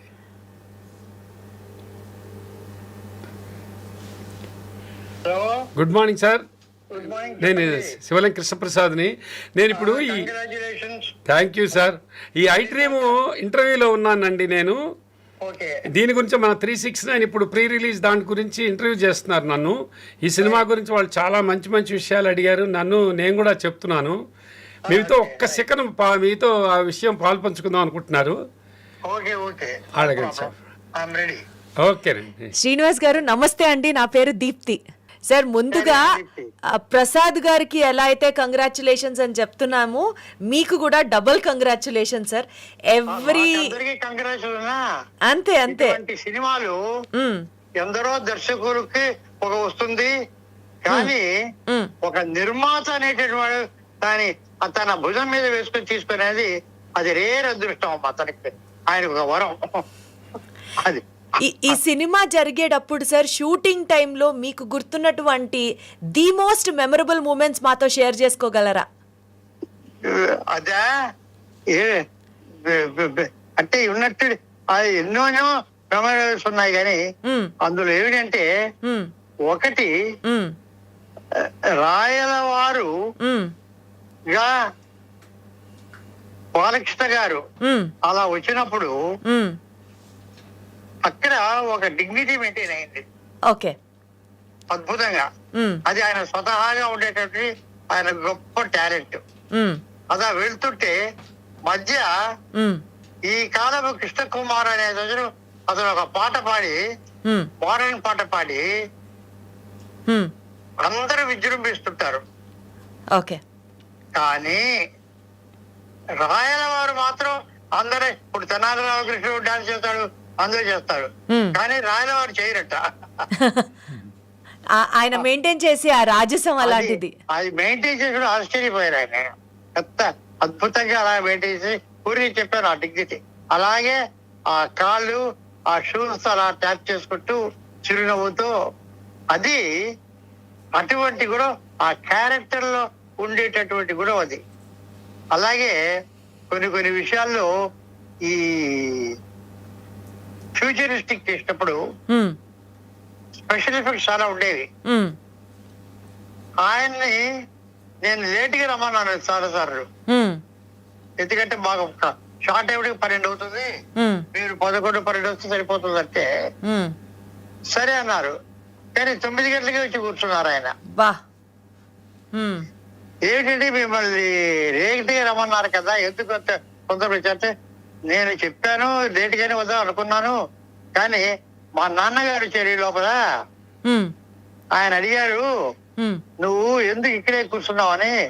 లేదు డైరెక్టర్ గారు ఇవాళ లైటింగ్ కొద్దిగా అవుతుంది, కొద్దిగా లేట్ గా రమ్మన్నారంటే వెంటనే ఆయన డైరెక్టర్ గారు వాళ్ళు ఏం చెప్పారా ఓకే, కానీ మనం యాక్టర్లుగా మన బాధ్యత 9 గంటలకు అక్కడ ఉండాలి. అబ్బా, that is the dedication sir అని చెప్పి రామారావు గారు తెలివారు. వెంటనే వెళ్ళి మేకప్ వేసి 9 గంటలకు అక్కడ. సో ఆయన వచ్చాడు, మా నాన్నగారు తెలివారండి అని చెప్పి. సో ఆ తర్వాత ఎప్పుడు కూడా ఆయన కిరీటం తీరేది మధ్యలో చేసి ఆ కురూపి వేషం ఉంది కదా, అవునవునవును, అది భైరవ దీపం అనుకోండి, ఆదిత్య గారు ఎటువంటి అలాంటి చాలా చాలా క్లిష్టమైనటువంటి కృష్ణదేవరాయ అంటే చాలా హెవీ కిరీటం అది. వాటిల్లో కూడా ఆయన ఎప్పుడు కిరీటం తీయకుండా మధ్యాహ్నం అలాగే ఉంచుతూ ఆ పెయిన్ తీస్తూ చేశారు. అద్భుతం సార్, డెడికేటెడ్ చాలా ఇదమ్మా. అసలు అలాంటి ఎన్నో హార్డ్షిప్స్ కి రిజల్ట్ 34 years గా సినిమా రిలీజ్ అయినప్పుడు సాధించిన సక్సెస్ గురించే ఇవాల్టి రోజుకి ఇంకా మాట్లాడుకుంటూ ఉన్నారు. That is the beauty and the greatness of the film. Sir by the way Srinivas గారు, ఇందాక ప్రసాద్ గారితో మాట్లాడుతుంటే చెప్తున్నారు 94 years ఏజ్ లో కూడా మీరు ఇంకా అంత యాక్టివ్ గా ఎనర్జెటిక్ గా ఎలా ఉన్నారు శ్రీనివాస్ గారు? ఇలాంటి ప్రొడ్యూసర్స్ ఉండబట్టి. సచ్ ఎ స్మార్ట్ ఆన్సర్ ఇది. Sir wish you more health and good luck to you sir. Prasad గారికి ఇస్తున్నాను. Thank you sir, thank you. ఇప్పుడు పిలిచేసి మళ్ళీ మాట్లాడతాను. నమస్కారం. నమస్కారం. సంగీతం శ్రీనివాస్ గారు ఇందాక అంటున్నట్లు ఆ కిరీటం బ్రేక్లో కూడా బాలకృష్ణ గారు అలాగే తల మీద పెట్టుకొని మోయడం దగ్గర నుంచి 12ంటికి రండి పర్వాలేదు హీరో మీరు అన్నా సరే ఆయన 9ంటికే వచ్చి కూర్చోవడం భలే అనిపిస్తుంది సార్. అంటే ఈ జనరేషన్ వాళ్ళకి ఎంత ఇన్స్పిరేషన్ నేర్చుకోవచ్చో అప్పటి నుంచి ఆ తరం వాళ్ళని చూసి. ఎగ్జాక్ట్లీ అందుకనే జై బాలయ్య ఆల్వేస్. సరే, జంధ్యాల గారితో మీకున్న అనుబంధం ఎటువంటిది? అంటే నాకు బాలుగారితో, బాలు అంకుల్తో బాగా అయినప్పటి నుంచి జంజాల గారు పక్కనే మేమంతా ఆ ఇల్లు కూడా మహాలింగపురమే. ఆయనతో పరిచయం ఎక్కువ ఉండేది. ఆయనతో సినిమా తీయాలనుకునే నా కళ నెరవేరలేదమ్మా. కానీ ఫస్ట్ 2 సినిమాలు ఆయన చేత రాయించుకున్నా, చిన్నోడు పెద్దోడు, ఆదిత్య 369. ఆయన చేద్దాంలే కృష్ణ ఇంట్లో వాడి. ఇప్పుడు ఎట్లా ఉంటుందంటే మా ఇంట్లో వాడివే కదా మనం ఎప్పుడే చూడొచ్చు అనుకుంటాం, అట్లా కొన్ని జరగవు. అట్లా అయింది నాకు. ఇక జంజాల్ గారు అంటారా, సంగీతం గారు పెట్టిన సీన్స్ మీకు ఫ్యూచర్ సీన్స్ సపోజ్ లైక్ చాలా అడ్వాన్స్గా ఆయన థ్రిల్ అయిపోయి ఇప్పుడు మనం వీడియో కాల్ చూసి ఏదో పెద్ద ఇప్పుడు ఇన్వెన్షన్ డిస్కవరీ లాగా ఫీల్ అవుతున్నాం. That's a creation by different directors. Absolutely yeah. అసలు అప్పట్లో ఓ కూడా అందంది అది. ఏంటి ఏమండి సాయంకాలం అందరం టీవీలు పెట్టుకోమనండి, హాయిగా పెళ్ళి అక్కడే చూసేసి అని చెప్పని అన్నట్టు వచ్చేటప్పుడు ఇది పట్టండి మీరు కేజీ టమాటాలు. అదే వచ్చేటప్పుడు కూరగాయలు పట్టండి, ఇవాళ టమాటాలు చీప్గా ఉన్నాయి, కిలో 1500 అట. అసలు ఇవన్నీ ఆయన అప్పుడే ఊహించి ఒక సీన్ ని క్రియేట్ చేసి దాన్ని అద్భుతంగా పండించారు అని అంటే. ఇంకొకటి చాలా మంచి సీన్ ఉంటుందమ్మా. ఇది ఏంటంటే వాళ్ళకి కంప్యూటర్ అది మోగుతుంది. ఎప్పుడు ఆకలిస్తుందో కంప్యూటర్ ఏంటి సార్ అంటే నాకు మోగుతుంది ముగ్గురు అంటుంటారు. అంటే మీకు ఆకలేస్తుందని చెప్తోంది మా స్టమక్ కంప్యూటర్ అంటాడు. ఎవడైనా ఆకలేస్తే అడుక్కోవాలి కానీ ఆకలేస్తుందని అడుక్కోవాలి పైగా మల్టీవిటమిన్ పిల్స్ అవన్నీ కూడా అంటే అంటాడు. దీంట్లో అప్పుడు ఇంకా మాకు సొంతగా ఆలోచించే చెప్పాక మా ఈ కంప్యూటర్లో వచ్చిన తర్వాత మాకు ఆలోచించాలి. ఇప్పుడు కరెక్ట్గా జరుగుతుంది. మనం కంప్లీట్గా పవర్ లేకపోయినా కంప్యూటర్ లేకపోయినా మొత్తం అయిపోయినాయి. ఇప్పుడు ఆన్లైన్ సిస్టమ్ వచ్చేసినాయి. మరి ఏంటి ఇంకా రేపొద్దున ఇవన్నీ లేవంటే ఏంటి పరిస్థితి? అలా ఆయన అప్పట్లోనే ఊహించి అసలు సినిమా తీయడం అనేది అద్భుతం అండి. అవన్నీ ఇప్పుడు మనం చూస్తుంటే మేడం ఇది ఈ ఫ్యూచర్ని రిలీజ్ అయిన తర్వాత కింద స్టేషన్స్ మనకి ఇదివరకు ABCD అని కూడా ఉంటాయి. D అంటే 10 టవర్స్లో అది లాగుంటుంది. ఇన్ని సెంటర్స్గా మనకు వర్గీకరణ జరుగుతుందన్నమాట రిలీజ్ సెంటర్స్ని. దాంట్లో సార్ C క్లాసులకి ఫ్యూచర్ అర్థం కాలేదు సార్ అని నా డిస్ట్రిబ్యూటర్లు కంప్లైంట్ చేశారు. కొంచెం C క్లాసులు తక్కువగా ఉంది, Aలు చాలా బాగుందండి, బాగుందండి అని అన్నారు. ఏంటంటే ఫ్యూచర్ అసలు ఫ్యూచర్ అనేది ఇప్పుడు ఇవాళ మనం 1990 పట్టుకుని 2500 చెప్తామనే థాట్ ఇప్పుడు మనకి ఇప్పుడు పెద్ద సినిమాలు వస్తున్నాయి. ఇప్పుడు కల్కి వచ్చింది, కొన్ని సినిమాలు వస్తున్నాయి, చాలా వచ్చినాయి కూడా ఆల్రెడీ. ఈ ఫ్యూచరిస్టిక్ ఫిల్మ్లని ఇప్పుడు అలవాటు పడ్డారు జనం. వేరేస్ ఫ్యూచర్ అనేది ఫ్యూచర్ అండ్ బావా అంటే పక్కన చిన్న ఆ కింద స్టేషన్స్లో అసలు అర్థం కాకపోవటం, అది కొంచెం అర్థం కాలేదు సార్ వాళ్ళకి. ఈ జనరేషన్ ఈ రేడియేషన్, ఇవాళ రేడియేషన్ వచ్చేసింది చూసారా, రేడియేషన్ ఉంది. సెల్ ఫోన్ నుంచి కూడా రేడియేషన్ అని మాట్లాడుకుంటున్నాను. రేడియేషన్ మాట్లాడుతున్నాం. ఇంకా ఫ్యూచర్లో ఇంకా డేంజరస్గా ఉంటుంది. ఒక రకమైన గ్లోబల్ వార్నింగ్ లాంటిది. ఈ గ్లోబల్ వార్నింగ్ అనేది మనం 35 ఏళ్ల క్రితం ఈ సినిమాలో అనేది చెప్పడం జరిగింది. జాగ్రత్తగా ఉండాలనే విషయాన్ని indirectly. How was it possible that time, sir? Because of really creative man అమ్మా. క్రియేటివ్ ఎంత అడ్వాన్స్డ్గా ఆయన ఆలోచించాడు. పుష్పక్ ఇప్పుడు డైలాగ్ లేకుండా పుష్పక్ సినిమా మొత్తం అసలు డైలాగ్ లేకపోతే ఎవడన్నా భరించగలడమ్మా. మొత్తం చిన్న మ్యూజిక్తోనే ఎక్స్ప్రెషన్స్తో. అలాగే ఆయన చేసిన అమావాస్య చంద్రుడు హీరో గుడ్డివాడు. That kind of experiment. అంటే ఎక్స్పెరిమెంట్ చేసినప్పుడు ఆడియన్స్ కూడా ఈక్వల్గా రిసీవ్ చేసుకుంటే ఆ కిక్ వేరు. కొన్ని రిసీవ్ చేసుకుంటారు, కొన్ని రిసీవ్ చేసుకోకపోవచ్చు. But Aditya 369 was like a complete acceptance film by everybody. Because it's a commercial, ఇది కమర్షియల్ జానర్లోనే ఉంటూ it's a commercial film but a classic. It maintained as a classic మాట. నిన్ను చూస్తుంటే నాకు యూత్ కానీ అందరితో నాకు I was keen on that because before release it's like a preview theatre for me. Preview film, preview చూపిస్తే ఎలా feel అవుతాం మనం అనేది చూస్తే అబ్జర్వ్ చేశాను. I'm so happy. ఇవాళ అప్పుడు అడ్వాన్స్ అనుకున్న సినిమా ఇవాళ కరెంట్ ఫిలిం, అది ఇప్పుడు కరెంట్గా ఎంజాయ్ చేసే cinema. So everyone I request the people మాట టు వాచ్. మా చిన్నప్పుడు అండి, జస్ట్ ఒక మూమెంట్, ఒక మెమరీ మీతో షేర్ చేసుకుంటున్నా. మా చిన్నప్పుడు మా అమ్మగారు నాన్నగారు అదో ఒక పాయింట్ లాగా ఎవ్రీ సమ్మర్ హాలిడేస్లో స్కూల్లో చదువుకునేటప్పుడు దానవీర సూరకర్ణ సినిమా ఎన్టీఆర్ గారిది పెట్టి చూపించి ఇలా ఉండేవారు మన వాళ్ళు, ఇలా ఉండేది మన వ్యవహారం అంతా, సభల్లో ఇట్లా రాజులు ఇలా నడుస్తారు, ఆ రాజసం, ఆ దర్పణం, ఇదంతా మాకు ఎక్స్ప్లెయిన్ చేసేవాళ్ళు. ఇలా ఒక కోర్టులో ఇలా ఉంటాయి, ఇలా కవిత్వాలు, ఇలా పద్యాలు ఇలా ఉంటాయి, మన తెలుగుతనం ఇంత గొప్పది, మన కల్చర్ అని ఒక క్లాసిక్ ఫిల్మ్ లాగా సమ్మర్ హాలిడేస్లో కజిన్స్ అందరినీ కూర్చోబెట్టి they made it a point like every summer we have to watch Daanaveera Soorakarna. ఇప్పుడు నాకు అనిపిస్తుంటుంది మా తరం అంటే మా నెక్స్ట్ జనరేషన్ పిల్లలందరికీ ఆదిత్య 369 పెట్టి చూపించాలేమో. అప్పట్లో వాళ్ళ క్రియేటివిటీ చూడండి, అప్పట్లో వాళ్ళ కన్విక్షన్ చూడండి, this is how you have to be vision forwarded అని. అప్పట్లోనే అంత క్రియేటివిటీ అనేది అనేది ఒక అసాధ్యమైన విషయం మేడం. అది అంత కంఫర్టబుల్గా సుసాధ్యం, చాలా ఆడుకుంటూ పాడుకుంటూ ఇవాళకి ప్లెజెంట్గా ఇందాక మాట్లాడితే మీరే చెప్తున్నారు కదా, ఆ energy is that time must be Aditya 369 release గురించి ఇప్పుడు మాట్లాడుతున్నాం sir. But Aditya 369 sequel Balakrishna గారు కూడా చేద్దాము అని అన్నారని విన్నాం. దాని గురించి ఏంటి అంటే ఇటు యాక్చువల్గా ఒక 7-8 సంవత్సరాల క్రితం ఈ ప్రపోజల్ నా దగ్గరికి వచ్చింది మేడం. అనుకున్నప్పుడు మరి డైరెక్టర్ గారు ఇదంతా దానికి కథ కరెక్ట్గా ఆర్డర్లో పట్టడం అనే పాయింట్ ఆఫ్ వ్యూలో రావటం, మళ్ళీ దానికి కొంచెం చూసాం. ఎందుకంటే every one is busy in their own these things, అలాంటివన్నీ జరగడం జరిగింది. కాకపోతే ఇప్పుడు కూడా మళ్ళీ ఈ మధ్య కాలంలో బాలయ్య బాబుకి బాగా ఇది బాలకృష్ణ గారికి ఈ 999 చేద్దామనే వచ్చి కొంచెం బాగా ఆయన చెప్పబట్టే కొంత వచ్చేసి ఉంటుంది. అట్లాగే అతన్ని మోషన్ కూడా దీంట్లో ఇన్వాల్వ్ చేద్దామని అనుకోవటం అనేది అది ఎంతవరకు అనేది నేను డైరెక్ట్గా అడగలేదు మేడం. బట్ అలాంటి దాంట్లో దానికి కూడా ప్రొడ్యూసర్గా మీరే ఉంటారా? అది నాకు తెలియదు మ్యామ్. కాకపోతే దాంట్లో ఏ రకమైన రోల్ అంటే ప్రొడ్యూసర్ చేసే రోల్ ఏముంటుంది, మనం హ్యాండ్లింగ్ అంటామా, లేకపోతే దాంట్లో పక్క ఎక్కడో ఒక ఎగ్జిక్యూషన్ పార్ట, లేకపోతే what you call that execution అంటే నేను ఏదో మేనేజ్మెంట్ లాగా అని కాదు. ఏ పార్ట్లో దాంట్లో ఆయన నన్ను ఇన్వైట్ చేసినా కూడా అది నాకు రియల్లీ అదృష్టంగా అని ఫీల్ అవుతాను. It is too early to say.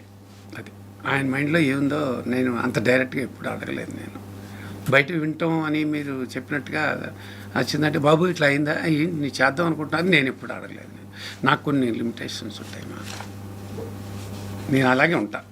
అంటే వారు నేను అడగకూడదని ఆయన అనుకోకపోవచ్చు, బట్ నేను అడగ కొన్ని పెట్టుకుంటా అట్లాంటివి. నాకు సెకండ్ రిలీజ్ ఒక రకమైన రీబర్త్ లాంటిది నాకు ఒక రకంగా మీకు తెలుసు జెంటిల్మెన్ మోహన్ కృష్ణతో చేసి అక్కడ మళ్ళా సమ్మోహనం లాంటి బ్యూటిఫుల్ చేశాను, మళ్ళీ యశోద చేశాను, మళ్ళీ ఇంకో ఫిల్మ్ చేసాం ఆల్రెడీ సారంగపాణి జాతకం which is to be released in April కూడా అవుతాను.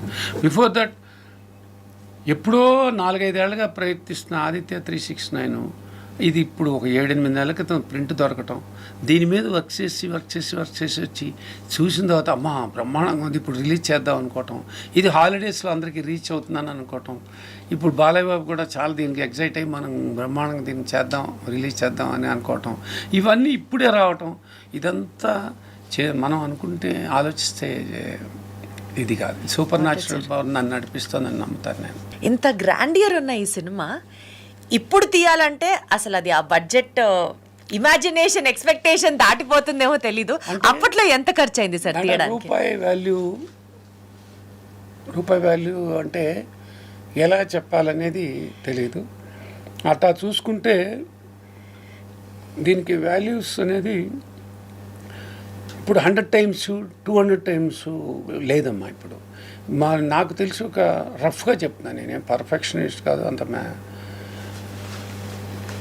300 times వేసుకుని చెప్పాల్సి వస్తుంది. అంటే రేపు ఆ రోజుల్లో ఇది ఒక బాలకృష్ణ గారివి, ఇప్పుడు వీళ్ళందరూ హీరోలందరివి అగ్రస్థాయిలో ఉన్న హీరోలే కాదు, చిన్న హీరోలు కూడా వాళ్ళకు ఒక బడ్జెట్, వాళ్ళకు ఒక సేల్ ఉండేది మేడం, డిస్ట్రిబ్యూషన్ కాదు. టోటల్గా టేబుల్ ప్రాఫిట్స్ అంటారే ఆ రోజులు ఇవన్నీ. మనం అమ్ముకున్నప్పుడు ఓకే బాలయ్య బాబు మార్కెట్ ఇంత అని అనుకున్న దాన్ని మించి కొంచెం ఇది ఖర్చు అయిన మాట వాస్తవం. అది ఏంటి, సేల్ అయిపోయింది. సేల్ అయిన తర్వాత షూటింగ్ పూర్తయింది అంటే అమ్మ మనం ఎక్కువ పెట్టామే అని ఒక ఇది ఉంది. ఆ ఎక్కువ అనేది అప్పట్లో ఉండేది, అది లక్షలతో ఉండేది. ఆ లక్షలు ఇవాళ కోట్లు తేడా. అంటే ఒక సీక్రెట్ అడుగుతా చెప్పండి, అప్పట్లో మీరు ఎంత ఖర్చు పెట్టారో సినిమా ఎంత రాబట్టింది చెప్పండి. అంతే కదా, మీకు ఆ డీటెయిల్ కూడా కావాలా? ఇది మేడం నేను 135, 140 సేల్ 1 గుర్తుపెట్టుకోండి, 1,40,00,000 ఓకే. సేల్ చేశా. ఇట్ ఈస్ 1,50,00,000 to 1,55,00,000 అయింది. But it is not a last project. ఎందుకు చెప్తా మీకు, సినిమా రిలీజ్ అయిన తర్వాత మళ్ళా అందరూ మంచి ప్రాజెక్ట్ అయిందని అన్ని సెంటర్స్ నుంచి నాకు అంటే ఏరియా వైజ్గా 2 లక్షలు 3 లక్షలు పంపించిన అంటారే, ఆ 15-20 లక్షల రూపాయలు రావడం. ఇన్ అడిషన్ టు దట్ మాకు ఇంకా ముందు కల్చర్ ఉండేది మేడం.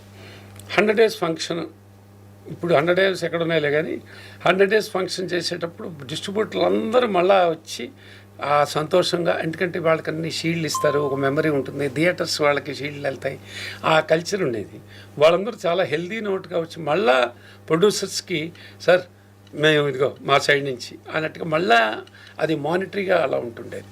అట్లాగే ఈ ఫంక్షన్ 100 days ఫంక్షన్ చేయమని అంటాం, నేను చేయటం కూడా జరిగింది. అప్పుడు కూడా మళ్ళీ ఇది అయ్యేటప్పటికి ఇట్స్ లాకే ఒక రకమైన ప్లస్ లాంటిదే ఇది. అంటే ఎక్కువ పేరుని హ్యాపీ ప్రాజెక్ట్ చేసి కొంతమంది మనం కొన్ని మనసుకి మానసికంగా తృప్తిని ఇస్తాయి అంటారే, అటువంటి తృప్తినిచ్చిన మానిటరీగా కూడా తృప్తినిచ్చింది. Black bus. ఇప్పుడు అమ్మ కొన్ని మాట్లాడాలి మనం. అప్పుడు మీరు అడిగిన దానికి మీకు కరెక్ట్గా ఇప్పుడు లారీ డ్రైవర్కి డిస్ట్రిబ్యూటర్లకు వచ్చిన తృప్తిని ఈ సినిమా ఇవ్వలేకపోవచ్చు. గ్యాంగ్ లీడర్కి చిరంజీవి గారి సినిమాకి అప్పుడు అందుకని ఆ సినిమా పర్టికులర్గా వాడుతానంటే మన సినిమాకి 2 నెలల ముందు రిలీజ్ అయిన సినిమా అది. అందుకని చిరంజీవి గారికి ఇలా గ్యాంగ్ లీడర్ బ్లాక్ బస్టర్ తెలుసు మీకు. అట్లాగే లారీ డ్రైవర్ బాలబాబు ఇట్లా బ్లాక్ బస్టర్స్. ఆ బ్లాక్ బస్టర్స్లో ఆదిత్య కమర్షియల్గా బ్లాక్ బస్టరా అలా నేను రేటింగ్ కట్టను దీన్ని. బట్ లారీ డ్రైవర్ ఎందుకు గుర్తురావట్లా, లారీ డ్రైవర్ ప్రొడ్యూసర్ ఎందుకు గుర్తురాలా, మంచి నిర్మాత కాదా, చాలా మంచి నిర్మాత.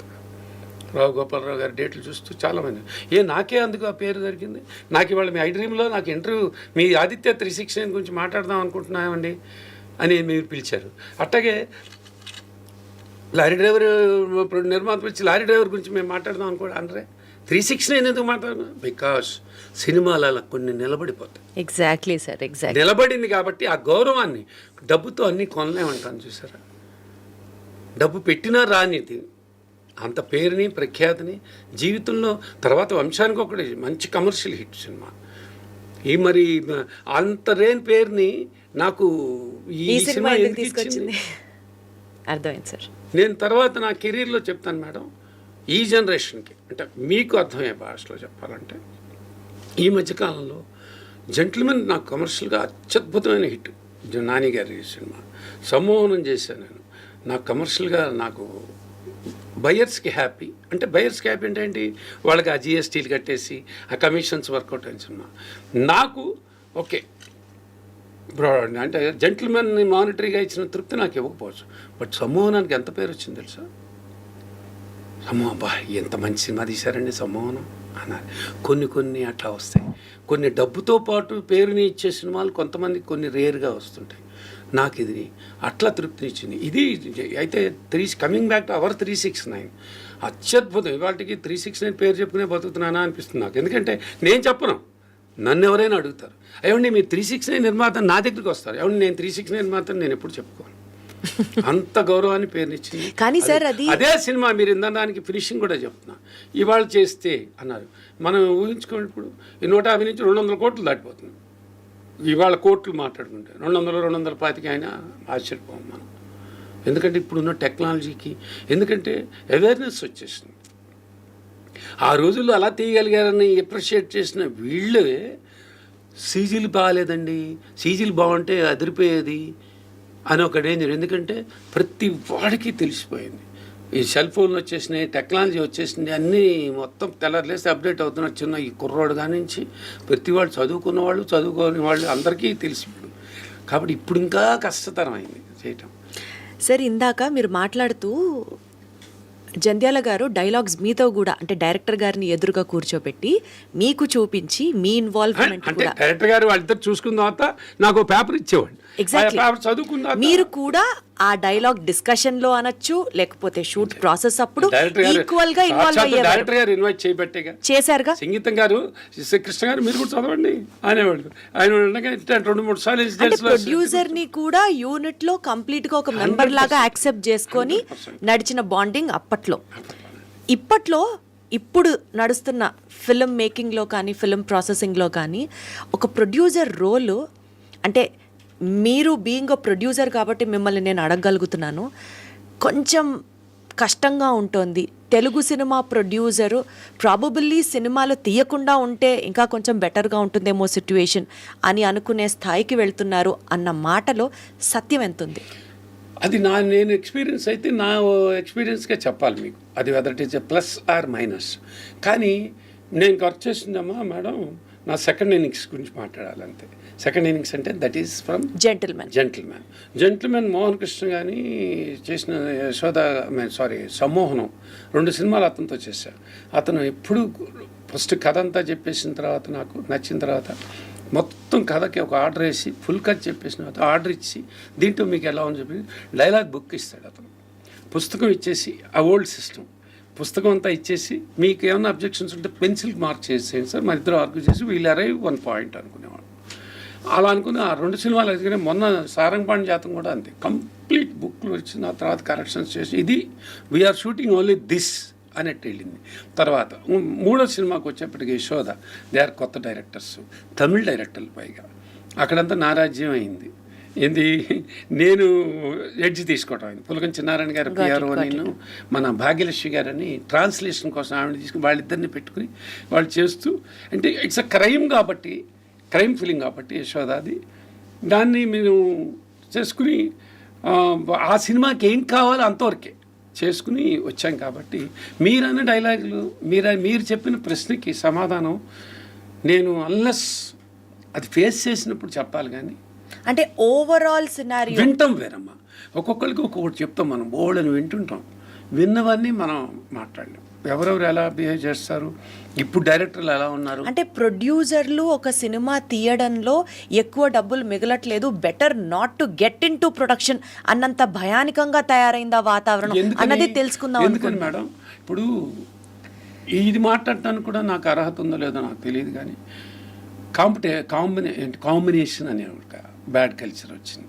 ఏంటి, వాళ్ళు కలిపాం, వాళ్ళకి ఒక ఆఫీస్ ఇచ్చి కూర్చోపెట్టేసాం, ఇంకో వృత్తి, ఇంకొక సెటప్, ఒక 4-5 సెటప్లు చేసేసుకుని వాళ్ళందరికీ ఒక 5-6 ఆఫీసులు తీసేసి వాళ్ళకి బదిలిసి వాళ్ళకి ఒక మేనేజర్ వేసేసి వాళ్ళకి 2 కుర్రాళ్ళని పెట్టేసి అది అక్కడ జరుగుతుంటుంది, ఇది ఇక్కడ జరుగుతుంటుంది అంటే మెయిన్ సెంట్రల్ ఆఫీసులో కూర్చుని కాబట్టి ఖర్చులను విరా చేసేసుకుంటాం. ఇది టోటల్గా ఒక వ్యాపారమయం అయిపోయింది. ఎగ్జాక్ట్లీ. ఇది ఇప్పుడు ఏముంటుంది అంటే బిజినెస్ మాడ్యూల్ మారిపోతుంది ఎప్పటికప్పుడు. అలా ఉన్నవాళ్ళు ఉన్నారు. ఇప్పుడు చాలా పెద్ద వాళ్ళు వచ్చేసారు ఇప్పుడు మనకి ఇండస్ట్రీలో. ఇప్పుడు మా పాటి వాళ్ళకి ఇంకా వాళ్ళని తీసి వాళ్ళతో ఆలోచించడం, లేకపోతే వాళ్ళతో మేము కంపీట్ చేయాలనుకోవడం తప్పదు, అది మూర్ఖత్వం. అంటే ఫిల్మ్ ప్రొడక్షన్లో కూడా కార్పొరేట్ స్టైల్ ఇన్కార్పొరేషన్ వచ్చేసింది అంటారా? వచ్చేసి ఎప్పుడో వచ్చేసి ఒక 4-5 సంవత్సరాలుగా ముఖ్యంగా బీభత్సంగా ఉంది. సో అది బిజినెస్ మోడల్లో వస్తున్న అప్గ్రేడేషన్లా చూస్తారా మీరు, లేకపోతే మీలాంటి ప్రొడ్యూసర్స్కి ఒక స్పేస్ దొరకట్లేదు అని మాట్లాడతారా? దొరకట్లేదని మాట, అది ఫ్రస్ట్రేషన్తో మాట్లాడటం కాదు. This is the high time. ఇంకా ఇప్పుడు మానసిక సంతృప్తి అని ఒకటి ఉంటుంది మేడం, ఒక గుర్తింపు అనేది ఉంటుంది.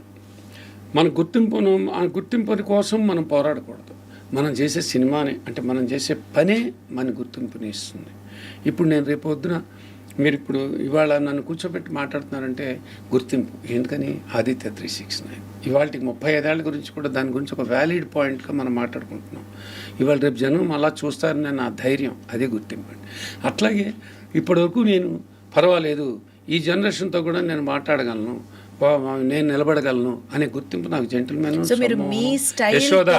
ఇచ్చింది. ప్రొడక్షన్ చేస్తూ ఇంకా ముందుకు మీ కెరియర్ని అలాగే ముందుకు తీసుకెళ్లాలని అనుకుంటున్నారు అయితే అప్కమింగ్ ఫిల్మ్స్ అంటే 100% మేడం. నేను వీటితో పాటు ఇప్పుడు అది ప్రస్తుతమో అప్రస్తుతమో నాకు తెలియదు, కానీ ఇప్పుడు నా కరెంట్ ఇంకొక 15 రోజుల తర్వాత మళ్ళీ ఈ ఆదిత్య 369 లాంటి ప్రెస్టీజియస్ ఫిల్మ్ తర్వాత సారంగపాణి జాతకం రిలీజ్ అవుతుంది. 100% నేను I know what is that film. అది దాని తర్వాత మీరన్న మార్పులు, సామాజిక మార్పులు, సాంఘిక మార్పులు అన్నీ నా మీద ఎంత ఎఫెక్ట్ అవుతాయి అనేది. ఎక్కువ నేను ప్రశాంతతను కోరుకునే మనిషిని మ్యామ్. ఎవరితోనూ కాంపిటీషన్ అని కానీ ఎవరితోనూ నేను కంపారిజన్ కానీ పెట్టుకోను. అది నాకు ఒక అసెట్, నేను నమ్ముతాను అది. అండ్ ఏజ్ పరంగా అనుకోండి, మెచ్యూరిటీ పరంగా అనుకోండి, నా క్యారెక్టర్ పరంగా అనుకోండి, నేను పాకులాడటం నాకు ఇష్టంలో. నాకు ఏమిస్తాడో ఈశ్వరుడు భగవంతుడు. అదే తీసుకుంటా. ఇక ఇప్పుడు వీళ్ళతో కంటే ఏమో రేపొద్దున నాకు నా క్రియేటివిటీ అనే పదం వాడకూడదు, నాకు ఒక మంచి థాట్ ఎవరైనా విన్నది కదా ఇది బాగుంది అని దాన్ని కూర్చుంటాను. నేను చాలాసేపు సంవత్సరం 6 నెలలు 3 నెలలు ఒకదాన్ని 1 by 1 చేస్తూ అలవాటు పడ్డవాడిని కాబట్టి ఏమన్నా ఎవరితోనా మెర్జ్ అవుతానేమో. అయ్యా మీరు ఏదో అనుకుంటున్నారు కదా, నాకేమన్నా మీకు నన్ను నమ్మితే ఇది ఓకేనంటానేమో. ఎందుకంటే అన్నీ ఉండొచ్చు కానీ మ్యామ్ సిస్టమ్ మన చేతిలో లేకుండా పోతుంది, సిస్టమ్ మారిపోతుంది.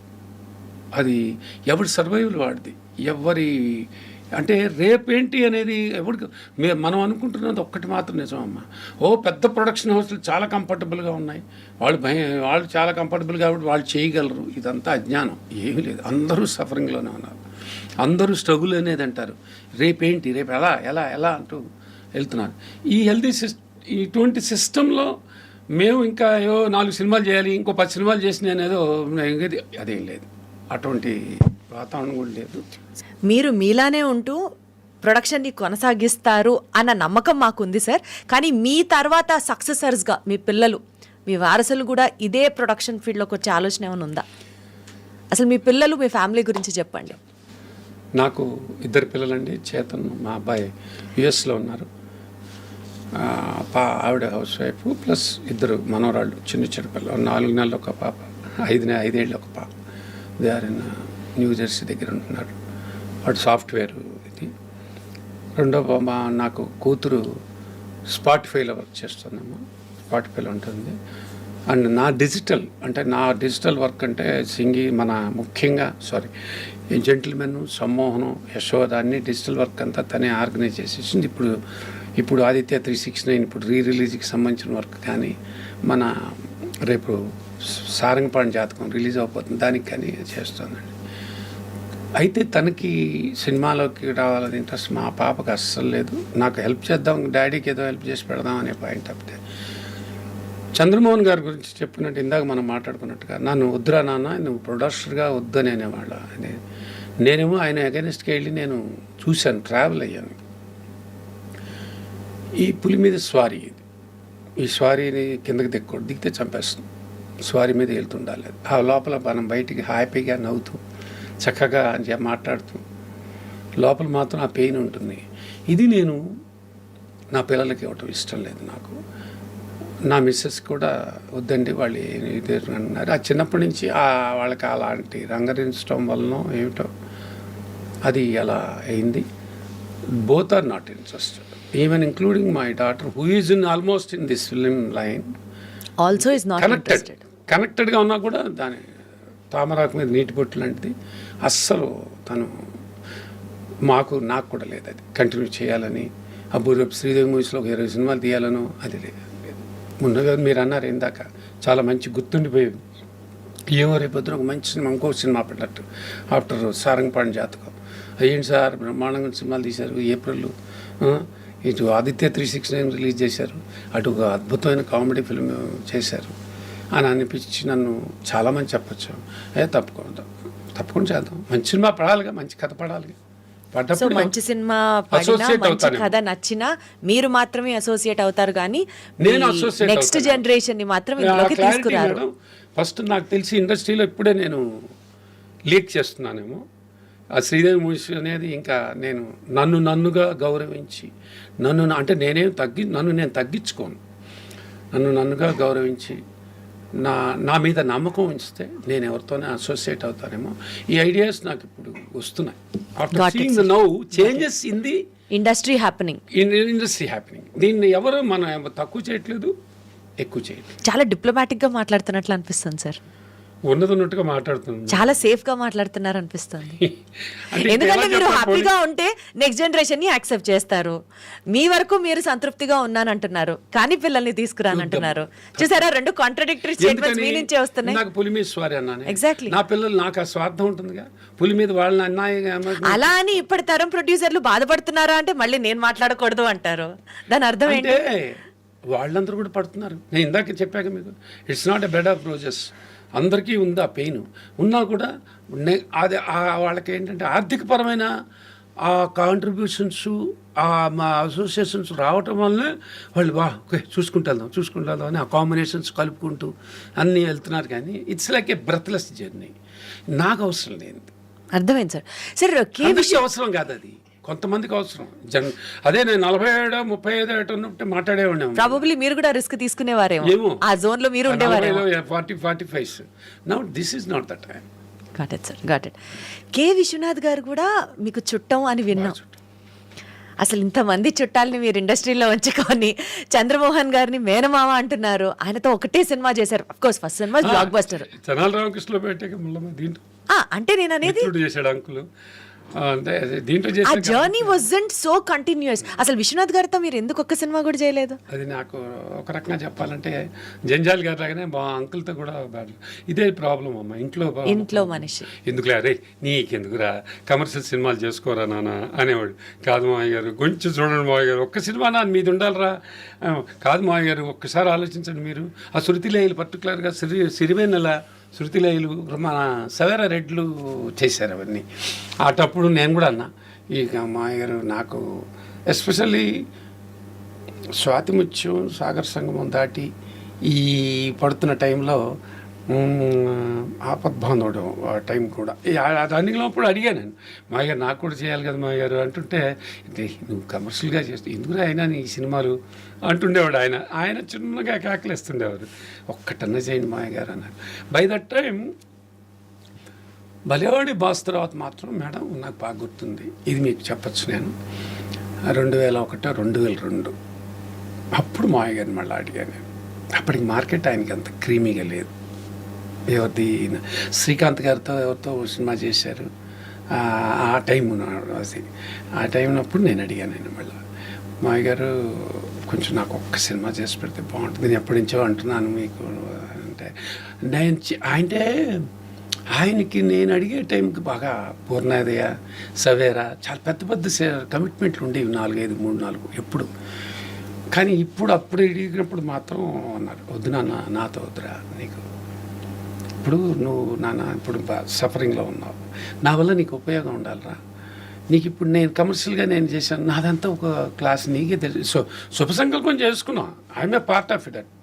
శుభ సంకల్పం బాలుగారి బ్యానరే, కానీ శుభ సంకల్పం కర్త కర్మక్రియ అంటే ఏంటి, ఎగ్జిక్యూషన్ పార్ట్ కానీ ఈ పేమెంట్లు, వ్యవహారాలు, డిస్ట్రిబ్యూషను, జారీ అన్నీ నేనే కదా. బామనే సత్యభామనే, తెనాలి, బాలుగారితో గుణ, ఇవన్నీ నేను బాలంకులు కానీ నేను చేస్తున్నాను. నన్ను పేరు వేసుకోమనేవాడు అంకులు. అదేంటి అంకుల్ నాకు శ్రీజయ మూసి పెట్టేది కదా, అటు కోదనపని థియేటర్ పేరుతో చేద్దాం మనం అని ఆయన చేశాను అనమాట. తర్వాత చరణ్తో కూడా చేశాను నేను. అదే చెన్నై 28 వర్షం తమిళం ఇద్దరం కలిపి చేసాం. జయం రవి మన ఎడిటర్ మోహన్ గారి అబ్బాయితో. నేను ఎక్కడ పేరు వేసుకోవాలి, ఎందుకంటే నాకు శ్రీదేవి మూసి నాకు ఆ పేరు మీద పెద్ద ఒపీనియన్ లేదు. సరే బాలు అంకుల్తో ఇలా విశ్వనాథ్ గారితో శుభ సంకల్పం చేశాం. ఆ తృప్తి నాకు ఒక ఇండైరెక్ట్గా బాలుగారి బ్యానర్లో కలిగింది. నాకు మాత్రం 2001, 2002 మళ్ళీ నేను సిన్సియర్గా అప్పుడు ఆయన చాలా సిన్సియర్గా అప్పుడు అన్నారు, వద్దు నాన్న నా మార్కెటే చిన్న ఇదిగా ఉందిరా, నీకు ఇప్పుడు హెల్ప్ అవునప్పుడు రిస్క్ చేయకు, చూద్దాంలే అని అన్నారు. సరే నేను కూడా చాలా ఆనెస్ట్ పీపుల్ మీ జర్నీలో వచ్చారు సార్. అందుకనే మీరు అంత కొన్ని చేసిన హ్యాండ్ పికింగ్ చూజింగ్ ఫిల్మ్స్ చేసిన ఎవ్రీథింగ్ వాజ్ అ సక్సెస్ అన్నట్లు అనిపిస్తుంది నాకు. అది నిజంగా బ్యూటిఫుల్లీ డెస్టైన్డ్ బై దేవుడు, అంతే. అంతేనమాట. ఎవరి లైఫ్ అది, ఎవరి అదృష్టం వాళ్ళది అంటారే, ఒకరితో కంపారిజన్ లేదు మేడం, ఎవరి ఇండివిజువల్ లైఫ్ వాళ్ళది. Wonderful sir. చాలా గొప్ప వాళ్ళని చూసిన ఇండస్ట్రీ నేను చాలా గొప్ప వాళ్ళని చూశాను. హైదరాబాద్ వచ్చిన తర్వాత చాలామందిని ఇక్కడ వాళ్ళకి ఏ వాల్యూస్లో ఉండారో కూడా కొంతమంది చూశాను. పోయిన వాళ్ళందరూ ఉన్నవాళ్ళు ఉన్నారు, పోయిన వాళ్ళు ఉన్నారు. చాలా బాధపడ్డామన్న. మేము మీకు కొన్ని చెప్తే ఆశ్చర్యపోతారు మేడం. కొన్ని ఆఫీసులకు వెళ్ళి నుంచుంటే నేను నా జీవితం ధన్యం అనుకునేవాడిని. అంటే ఇండస్ట్రీ అంటే ప్యాషన్, పిచ్చి అంటారే, నాకంత పిచ్చి. సినిమా అంటేనే పిచ్చి, ప్రతి హీరో అన్నా పిచ్చే, ప్రతి ఇది నాకు అదే ప్యాషను. అదే నన్ను మంచి చేసిందో చెడు చేసిందో నాకు తెలియదు, కానీ ఇది మంచి అనుకునే మాట్లాడతాం మనం. ఆ ప్యాషన్లో ఉన్నవాడిని అరే ఆ మనిషి వాళ్ళ ఆఫీస్లో నుంచుంటేనే ధన్యం అనుకునేవాళ్ళం. ఏంట్రా ఇవాళ ఇలా ఉన్నారు వాళ్ళకి అసలు గుర్తింపు లేకపోగా ఇంత మర్యాద కూడా లేకుండా ఉన్నారే అనే వాళ్ళని నా కళ్ళతో చూశాను మేడం. That's a reality. వచ్చి ఏంటిది అనిపిస్తుంది. ఇంకా ఓహో మీరు ఇందాక అడిగిన దానికి సమాధానం ఇదే. పిల్లల్ని అవసరమా, ఇది అవసరమా అనిపించే కొన్ని కూడా మీరు ఎక్స్పీరియన్స్ చేశారు. అంటే నేను కాదు, పాపం అదృష్టవశాత్తు నన్ను అప్పుడు గౌరవించింది ఇండస్ట్రీ. ఈ గౌరవంతోనే హాయిగా తప్పుకుని వెళ్ళిపోదాం. ఇది మళ్ళీ ఇంకోళ్ళ నాలాగా నెక్స్ట్ జనరేషన్ ఉండాలని లేదు కదా మేడం. పైగా ఆ ఓపిక, ఆ పేషెన్స్, అది వాళ్ళకి. I cannot expect my children to behave like that. ఇలా ఉండని మనం చెప్పి సలహాలు ఇచ్చాను రీతిలో ఉండు బెటర్ వద్దు. చాలా మంచి వాళ్ళని చూశాను నేను. అందువల్ల వాళ్ళ గొప్ప వాళ్ళ క్యారెక్టర్స్ చూసా. ఆ క్యారెక్టర్స్ని ఎవరు అంత గొప్పగా మాట్లాడలేదు. ఎందుకంటే ఇక్కడ డబ్బుతో చూస్తారేమో ప్రపంచం, అప్పుడున్న పొజిషన్తో చూస్తారేమో, మారాల్సి వస్తుందేమో అందరూ. దాని ప్రకారం వాళ్ళు కూడా లోపల మర్యాద ఉన్న బయటికి ప్రకటిస్తే అవి మనం తగ్గుతామేమో అనేట్టుగా వాళ్ళని చూడనట్టుగా వదిలేశారేమో. అటువంటి వాళ్ళు ఉన్నారు. ఇది నా విషయంలో చెప్పట్లేదు. అలాంటి వాళ్ళని చూసి నేను బాధపడిన ఇన్సిడెంట్స్ కొంతమంది చూశాను. అవి మీ పిల్లలకి ఎందుకు అన్నది అది ఎవరికి ఉండకూడదు, నాకే కాదు ఎవరికి రాకూడదు భగవంతుడు అనుకున్నాను. అది మాట.